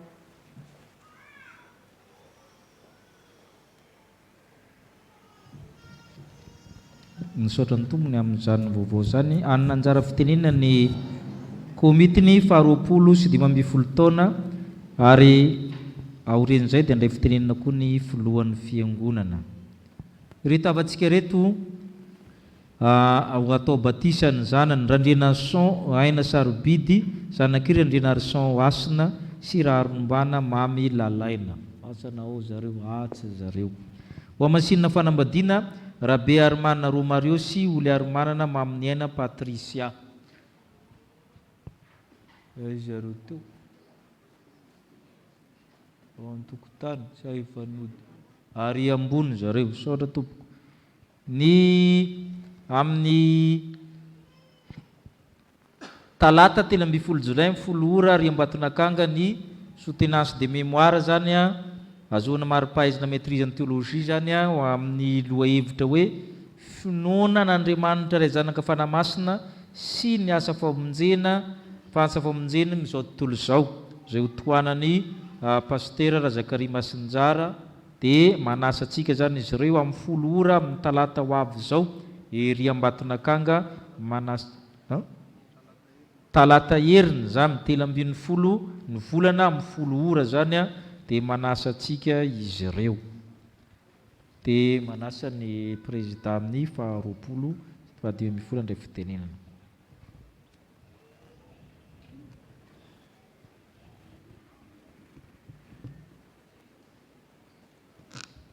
Miarabantsika rehetra amin'ny anaran'ny tompo. Manao ny fanentanana amony avy eo amin'ny komity ny fankalazana ny 20 sy ny 20 taona ny raha ny asa tamin'ny mpitandrina araka ny fanambara tamintsika tamin'ny heriny ireo tety andro maromaro izay efa nitapahana ho fanohizana izany fankalazana izany.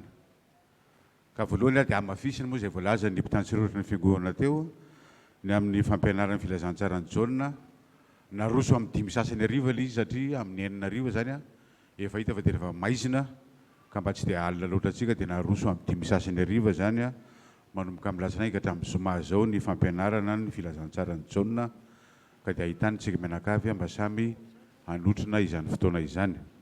Ny eo amin'ny komity ny eo amin'nisy mianaikitra ny serasera moa dia efa miomana ny amin'ny amoahana ireo fampianarana rehetra zany amin'ny alalan'ny tambajora serasera ary rehefa tapitra ny amin'ny fampianarana amin'ny zoma aorianan'izay dia isy karazana boky kely mandrapitra ny fampianarana ray manontolo dia mbola ho atolotra antsika mianakavy eto amin'ny fiangonana ihany zany. Manarak'izay amin'ny rodorodo-pahasoavana ho an'ny mariazy kristianina moa dia ho tanterahana amin'ny 29 volana jolay ho avy izao ka dia ahitana nareo mbola tsy nisoratra anarana mba hisoratra anarana amin'izany ny famaranana ny fisoratana anarana dia ny 12 volana jolay. Ho antsika izay misoratra anarana zany dia aza dininy mandray ny valopy izay hoentsika hanatanterahana ny rakim-pisaorana raha sanatrika mbola tsy nahazo valopy ianao dia afaka manatona ny komity ary amin'ny androny 12 volana jolay dia mbola hisy ihany ny fizarana ny valopy ho an'izay tsy nahazo na sanatriny zany ka nanadino. Manarak'izay amin'ny araky ny tapaky ny fivorian'ny komity omaly ariva dia anatanteraka fivoahana eny Anjomakely Ambohinome eny Ambodimpisitivato. Io toerana io moa dia toerana izay anatanterantsika ny tsangam-bato ho an'ny fankalazana amin'ny fanorenana trano ho an'ny mpitandrina. Ka dia anatanteraka fivoahana eny zany ny komity ny fankalazana ny rehetra amin'ny andro 17 volana jolay io. Ny zavatra izay ho atao eny moa dia ny fijerena ny toerana aloha voalohan'indrindra ho an'ny komity rehetrarehetra. Faharoan'izay dia ny fifanitana ao anatin'ny samy komity ary ny farany dia ny fivoriana ho fandaminana mikasika ny fotoana rehetrarehetra ho an'ny fankalazana. Isy ny fiara iombonana zany haingeto ny amin'ny 17 volana jolay io amin'ny 2 ora atoandro dia makeny amin'ny toerana isika komity dia eritreretina fa amin'ny 5 ora sasany ariva efa tavaverina eto amin'ny fiangonana ihany. Aoka samy mba hitondra sakafo maivana isika sy rano mba hanatanterantsika ny fiaraha-mianina ny komity ray manontolo.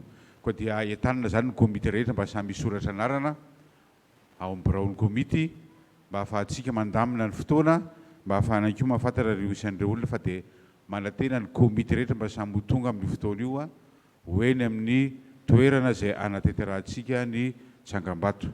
Dia ho an'Andriamanitra rery ny voninahitra. Sarato.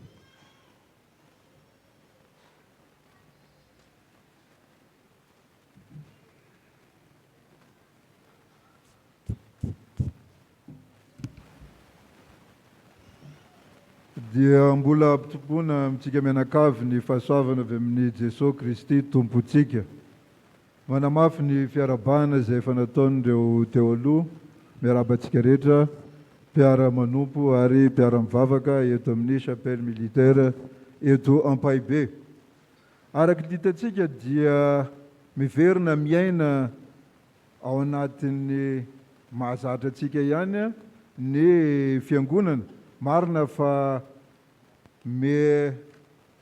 tsy manaja antsika ny ray metatra raha ny fahitako azy zao fa dia mbola mitaona antsika rehetrarehetra satria ny valana retina aloha dia mbola tsy afaka tanteraka eto amintsika, kanefa na izany na tsy zany a amin'ny fiangonana miaina ny chapelle militaire eto Ampahibea dia amin'ny kafaliana ny ilazana fa dia miverina manatanteraka ireo tetikasa izay efa nikarakaraintsika sy nidonitsika fiangonana ny amin'ity taona 2022 ity. Anatin'izay indrindra dia manentana antsika rehetra, tsika fiangonana, ny sampana, ny fikambanana velona rehetra ato anatin'ny fiangonana mba tsy harisarisa fa anatanteraka atsakany sy andavany ao anatin'ny fanarana indreny fepetra isa karazany ireny izany. Ka anisan'ny izay indrindra izany raha tsaroantsika nandritra indreny fotoana ny fiboana sy ny fotoana fanarana ireo fepetra ireo dia nisy ny fampitana tamin'ny alalan'ny réseaux sociaux zany ny fitaovam-pivavahana teto am-piangonana. Ka araka ny fivoriana izay nataon'ny bureau fiangonana dia nanapa-kevitra fa hotoizantsika ny fampitana an'ireny fitaovam-pivavahana ireny zany. Ny antony dia tsotra satria voalohany misy ny marefo aloha izay tsy etantsika mihitsy hanatrika ny fitaovam-pivavahana aty am-piangonana isaky ny alahady. Fa eo koa zany ireo olona izay tsy afaka manatrika ny fitaovam-pivavahana noho ny antony asa, noho ny tsy fahasalamana, noho ny antony maro samihafa izany. Ka noho izay indrindra dia nanapa-kevitra fa hividy fitaovana isika satria hatramin'izay dia tsara mariana eto fa fitaovany tsirairay izay ao anatin'ny komite teknika no nanatanterahana an'ilay izy. Eto dia manana roatra zany miarava ny tsirairay ao anatin'izay komite teknika izay, izay nafohy fotoana, nafohy fitaovana ary nandany heritsaina tamin'ny fanatanterahana an'ireny fampitana mivantana ny fitaovam-pivavahana teto amintsika ireny. Ka noho izay indrindra zany dia hivory moa ny komite teknika rehefa avy eo hijery ny fitaovana izay tena ilaina ka hofananantsika fiangonana izay fitaovana izay zany. Saotra an'Andriamanitra tsika nanomezany an'izay fahafahana manao an'izay fampitaovana izay. Manaraka izany araka niretsika teo dia be dia be koa ireo fandarana asa, ireo tetikasa tsy eto anivon'ny fiangonana ihany fa eo anivon'ny FJKM Foibe. Anisan'izany ny fanatrehana ny synode lehibe izao tao Sambava. Ka ny Ray aman-dreny mpitandrina Rakotojafy Mikael moa dia anisan'izay voatendry hanatrika an'izany ary hisy ifandraisana anjara ao anatin'izay synode lehibe izay.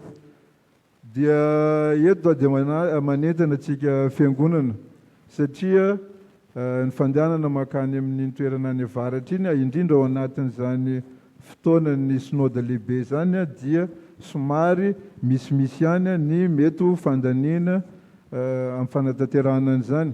Ko manentana antsika rehetra izay afaka hifanampy, hifanontrona amin'ny fiangonana sy ny Ray aman-dreny mpitandrina amin'ny fanatanterahana an'izany dia angaviantsika afaka manantona mivantana ny ao amin'ny bureau mpitandrina, ny ao amin'ny sekretariat. Mbola mikasika ny mpitandrina izay ihany dia efa nodrenesitsika teo moa zany fa amin'ny 17 ny volana Jolay izao no hanao ny fanohanana zany ny pasteur Zakary dia mitondram-bavaka azo moa tsika fiangonana ny amin'izany mba ho tanteraka soamatsara izay fanohanana izay. Na izany na zany ao anatin'izay fanohanana sy ny fiomanana amin'ny fivoahana ho mpitandrina izay dia misy ihany koa moa ny fandaniana efa nentina teto zany dia miangavy antsika tsy harisarisa eo amin'ny fanohanana ny pasteur Zakary. Farany ary tsy ny kely indrindra dia tsy hoe akory adino ny tamin'ny herintaonany amin'ny fankalazantsika ny aladin'ny mpitandrina fa tamin'ny herintaona tokoa dia tsy afaka ny union ohatr'izao tsika taty am-piangonana dia tsy nisy moa ny aladin'ny mpitandrina teto fiangonantsika fa ny amin'ity taona ity kosa isaorana ny tompo fa afaka mionetsika ka ny alahady 12 Jolay ho avy izao tokoa ny aladin'ny mpitandrina ka dia entanina antsika rehetra zany mba hifanoana amin'ny Ray aman-dreny mpitandrina amin'izay. Izay no vaovao azo ambara amintsika ny androany dia mamerina ny fisaorantsika fisaorana antsika fiangonana eo amin'ny fanatanterahana ireo tetikasa rehetra ato am-piangonana. Manandriamanitra rery ny voninahitra. Misaotra ny président itsika ny amin'izay tsara ho fantatra rehetra sy mifanintanana izay. Iroso amin'ny rojombavaka isika ire izay tonga tsingerin-taona volana Jolay mba hitsangana ho arabaina sy hoentina mibavaka. Ireo izay nahazo fahasoavana manokana hideran'Andriamanitra hitsangana. Ireo izay manana olana manokana fampitolomana mibavaka hitsangana.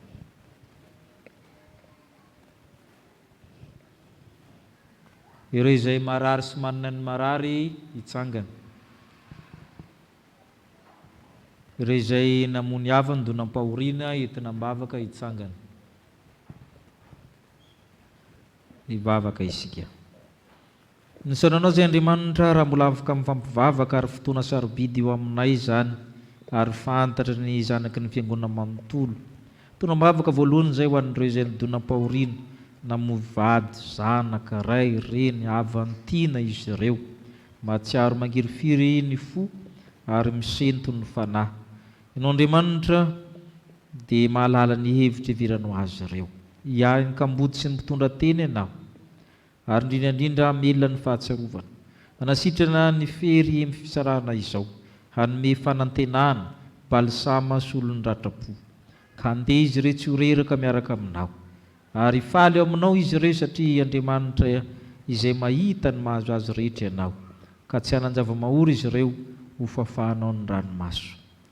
Misy reto avanay manana olana amin'ny tenany, amin'ny asany, amin'ny vady aman-janany, amin'ny fitsarana, amin'ny fianakaviana, amin'ny endriny maro samihafa menatr'olona izy ireo indrandray. Mba mahatsiaro tena zanak'Andriamanitra ihany nefa ohatran'ny tsy afaka olana izany. Dirany trosa amin'ny zavatra maro samihafa. Koa mivavaka izay tompo satria fantatray fa tsy fony tananao fa mahavonjy ary ny sofinao tsy lalan-dalovina fa mahare ampy mizara ny fahasoavanao. Tanterao amin'ny teninao hoe tsy ataoko mitovy ny manompo anao sy ny tsy manompo anao. Hanome olona ianao efa mahaolana aminy, vahaolana, ampahery hiatrehana ny fiainana. Ary hanokatra ny masom-panahiny koa satria indraindray efa ho aminy ihany ny vahaolana fa tsy hitany fanapahan-kevitra.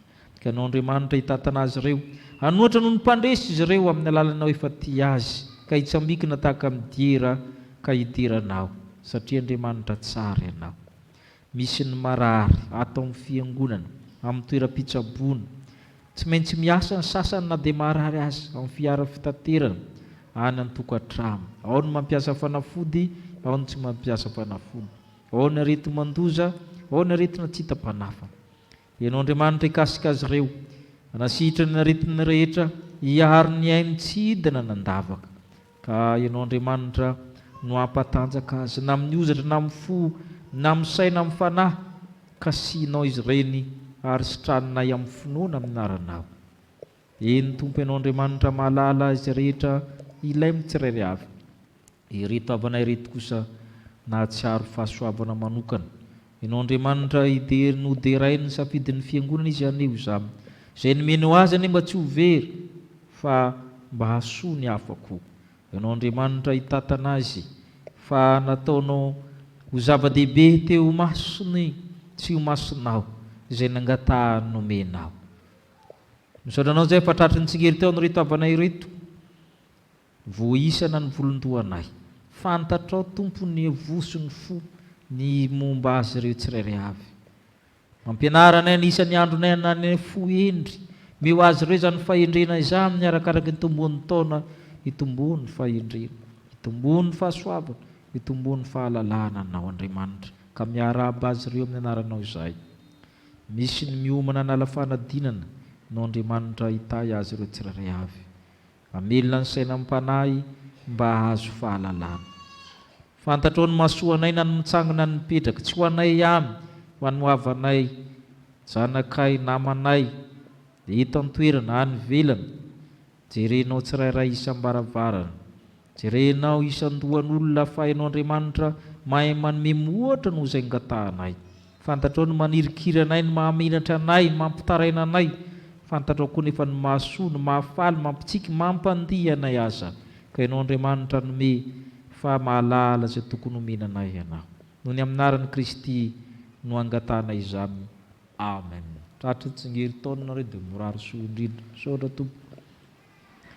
Iroso amin'ny fanoloran-tena amin'ny alalan'ny rakitra isika ny fikambanana katekomena no anomboka ny hira dia ho araha amin'ny chorale zany.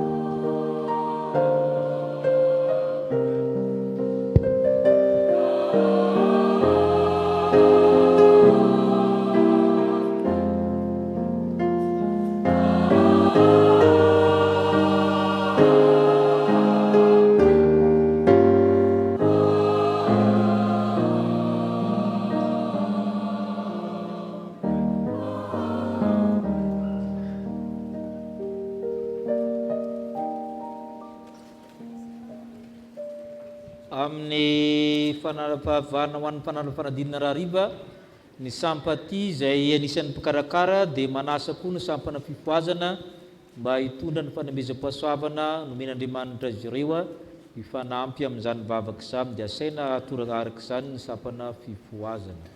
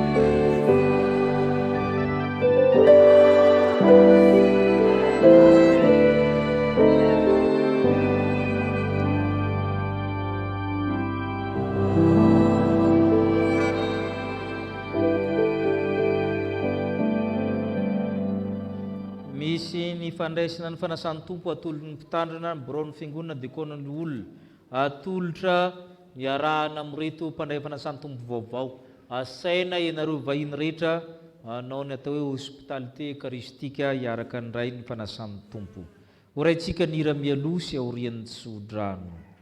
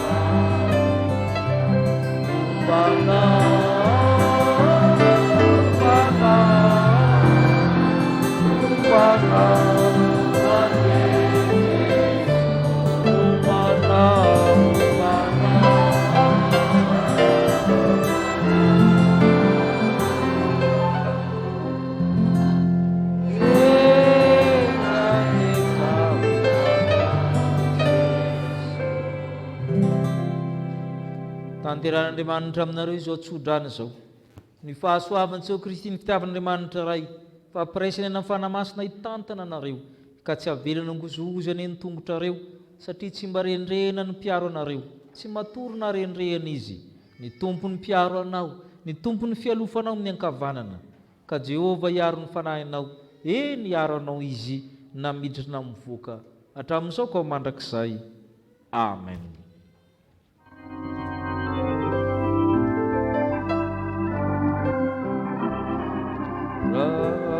Rametuna disa waktu kipat sibiro Rambana Jesumane Umbana Simaniwa Umbana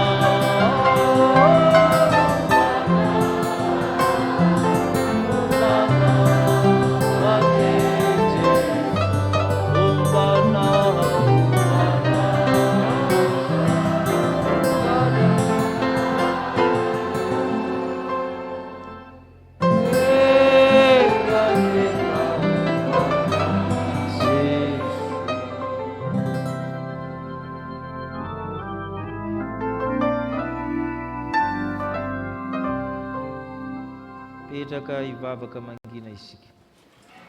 Ony Tompo manaraha tsy avy antsony marina fa ny mpanota mba hibebaka ho an'Andriamanitra irery ny voninahitra amin'ny anarany ray sy ny zanaka ary ny fanahy masina. Sao ny fandaminana mivoaka mibarabarina amin'ny sisiny avokoa isika rehetra izay mivoaka fa izay miditra mibarabarina ry ampovoany mba hanajana ny fepetrany fahasalamana.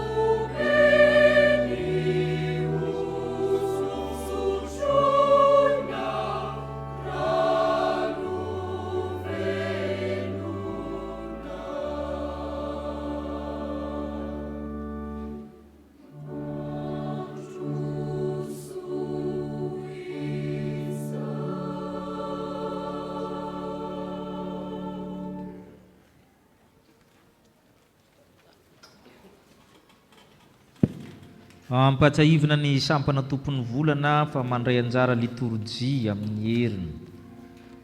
Misy taratasy isika na dia maro azy dia tena ray anao amin'ny Kristy.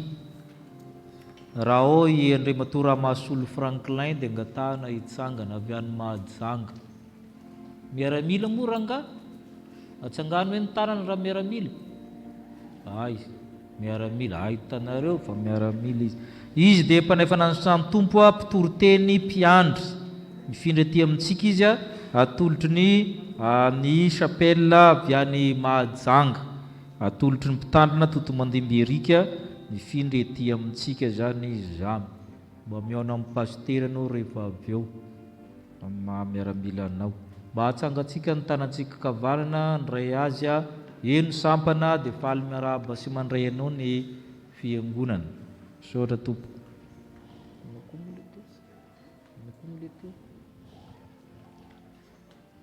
Eny ary. Hoy ny soratra masina. Raha tsy mihinana nofony zanak'olona sy misotro ny rano ianareo dia tsy manana firaisana ao anatinareo. Izay mihinana nofoky sy misotro ny rako no manana fiaina mandrakizay, ary zaho hanangana azy amin'ny andro farany. Fa ny nofoko ny tena fihinana ary ny rako ny tena fisotro. Mivelatra malona antsika riavana izao fanasana masina izao, manambara ny fanatrihan'ny tompo amin'ny fomba azo tsapahitanana sy iainantsika amin'ny alalan'ny sakramenta masina, ka asandrato amin'ny tompo ny fonareo. Mety tsy mahavonjy ary tokony ataonay na ovinana misaotra anao sy mideranao ny amin'ny Kristy izay tompony tompo mpanjaka ny mpanjaka, Andriamanitra avy amin'Andriamanitra nateraka fa tsy natao miray amin'ny zavatra rehetra. Eny noho ny famonjena vitany dia feno fiderana azy anan-danitra, ny amin'ny serafimy sy ny kerubi mirakotry ny elany, ny anjely tsy omby amin'ny alina, ny apôstôly, ny martiora, ireo razany mino efa tonga any aminao. Koa mianta zay tompo mba homeo alalana zay fanahy masina ampio, mba hankalaza sy oby mifanjakana masina manao hoe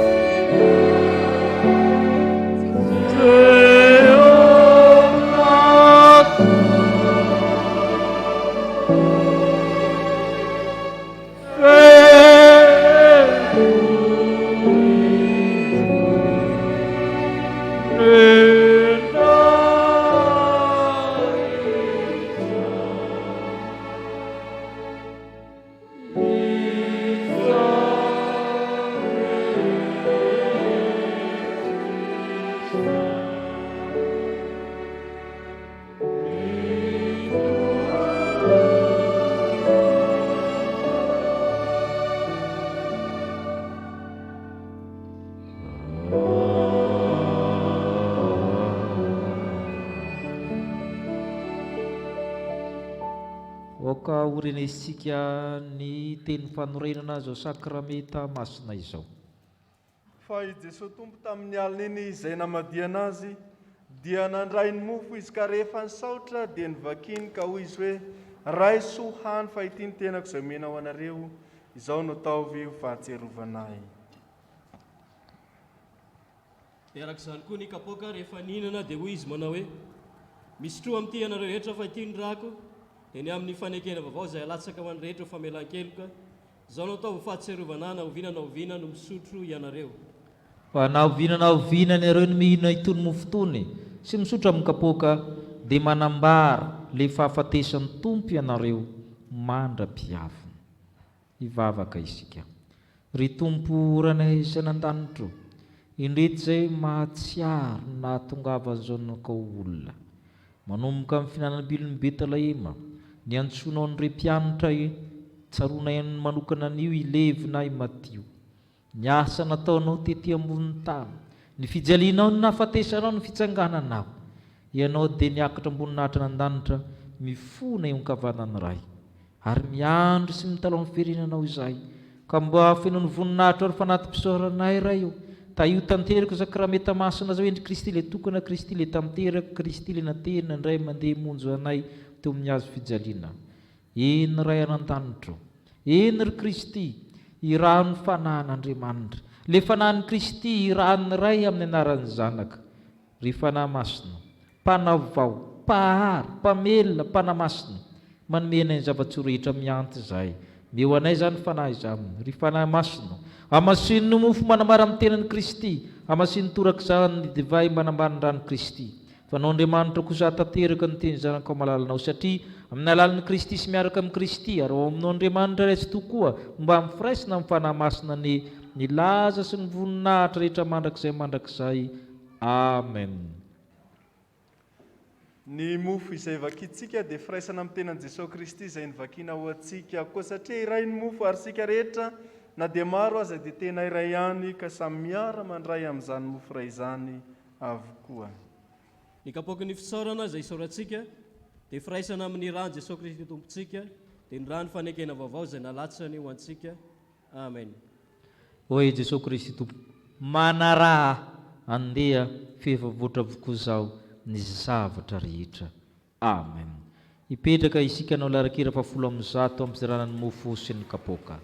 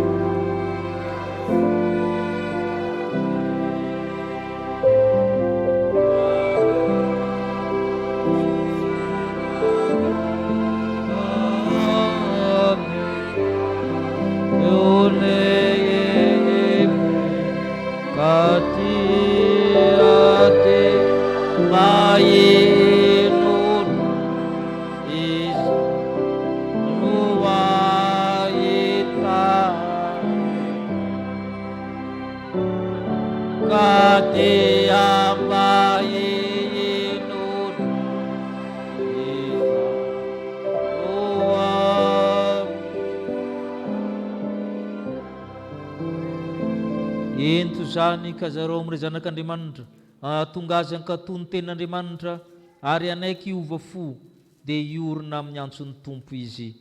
Amen.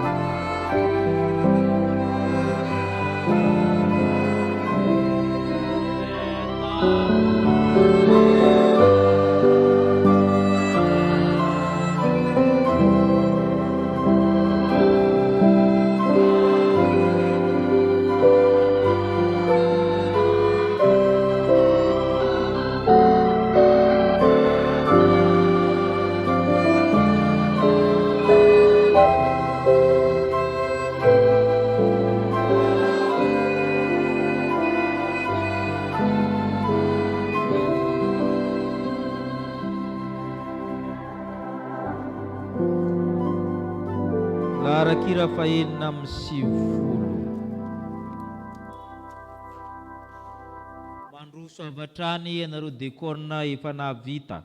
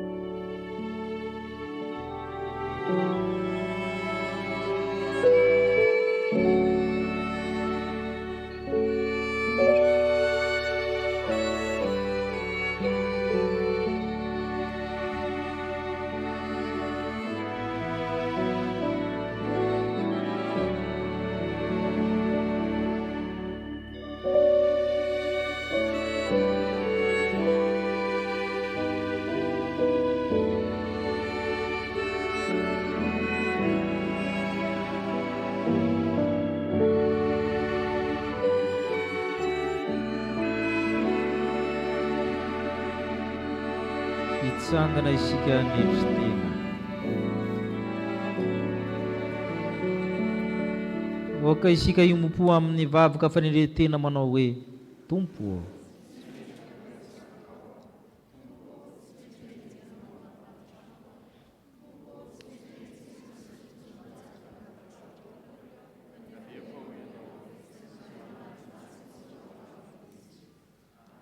Eto no anoloranao anay mofonaina rano velona.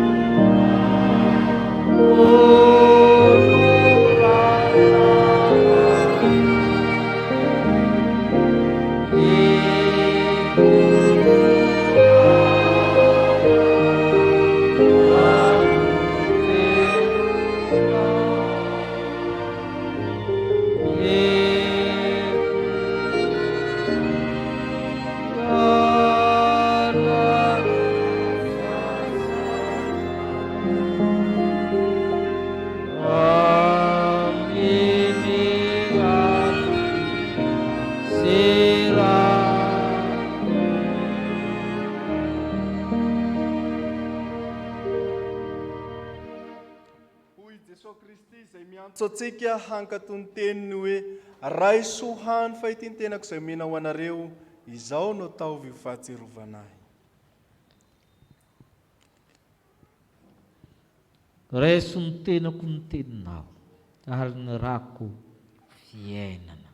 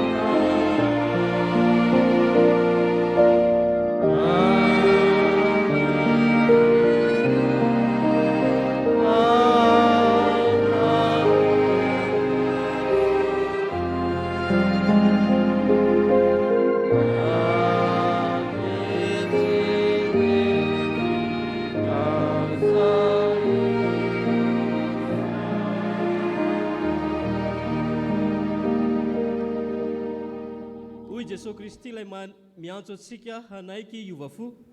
Sotronareo rehetra ity fa tindrako dia ny amin'ny fanekena vaovao izay alatsaka ho an'ny maro famelan-keloka. Izao no atao fahatserovanahy na oviana na oviana no misotro ianareo.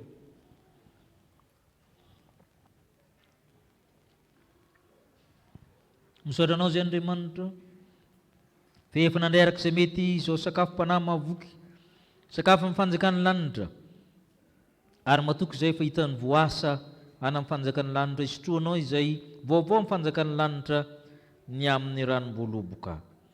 Maranata, avia Jesosy Tompo. Amen. Hoy ny apôstôly masina, fa efa nantsonao amin'ny fahafahana ianareo rahalahy, kanefa aoka tsy hoentinareo anaraka amin'ny nofo zany fahafahana izany famifampanompoa amin'ny fitiavana. Amen. Hipetraka amin'ny fifaliana isika riavana, anao ny rakom-pisaorana ny hira fahavalo amby efapolo amby dimanjato.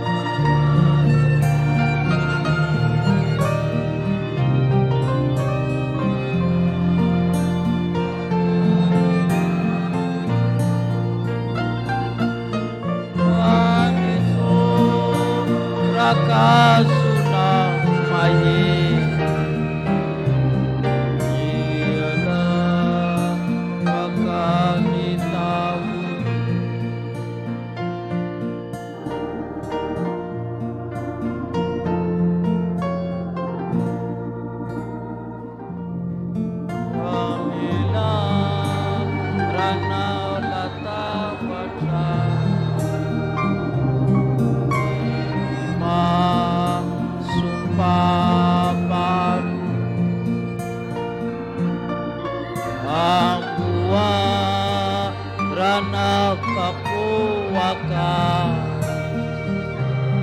kamaye risiate akap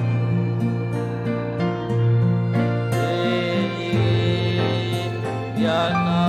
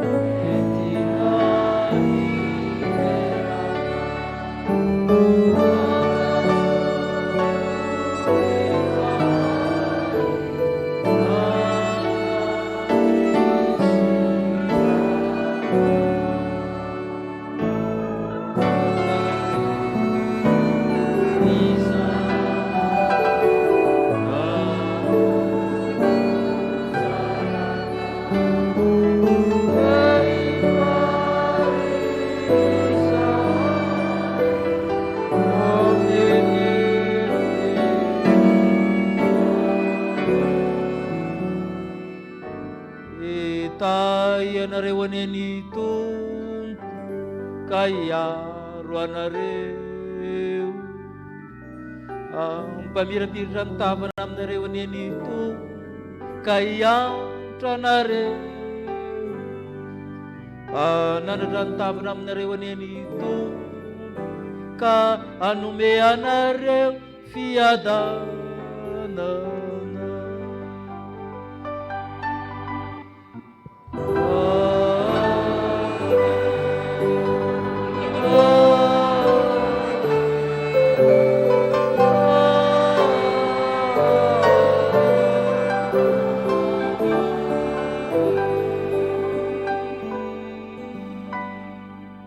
petraka ianareo mialohan'ny manana antsika amin'ny trinité masina raha tsy diso tazako eto ny secrétaire général ny FFPM mba mangataka anao mba hiakatra eo mba ho fantatry ny olona fa mahafaly anay ny mahita anao ankehitriny izy zany pasteur Ratsiririana zany izy no secrétaire général ny FFPM amin'ny foibe ny FFPM araka ny fantatsika dia ny FFPM zany fiombonan'ny fiangonana protestant Madagasikara miaky koa ny aumônerie dia ny FLM sy ny FTKM zany misy aumônerie maromaro zany mitambatra ao dia amin'ny lafiny aumônerie zany misy antsika zany dia izy no miay zany FFPM zany dia faly miarahaba anao zay tompoka dia misaotra amin'ny famanginao ny chapelle militaire eto Ampahibe ny reo ny olona sy diakona amin'ny W amin'ny voalohany reto miaraka amin'ny voalohan'ny fiangonana ny filoha-mboninahitra dia reo ny mpiangona manao inspection ihany izy manaja famehana ihany zay ato dia kompatarana ho azy sika dia mirary soanao amin'ny anjanandraikitra lehibe zany Andriamatoa pastora misaotra tompo mahazo toerana vavaka mangina isika ho an'Andriamanitra hereriny ny voninahitra amin'ny anaran'ny Ray sy ny Zanaka ary ny fanahy masina amen.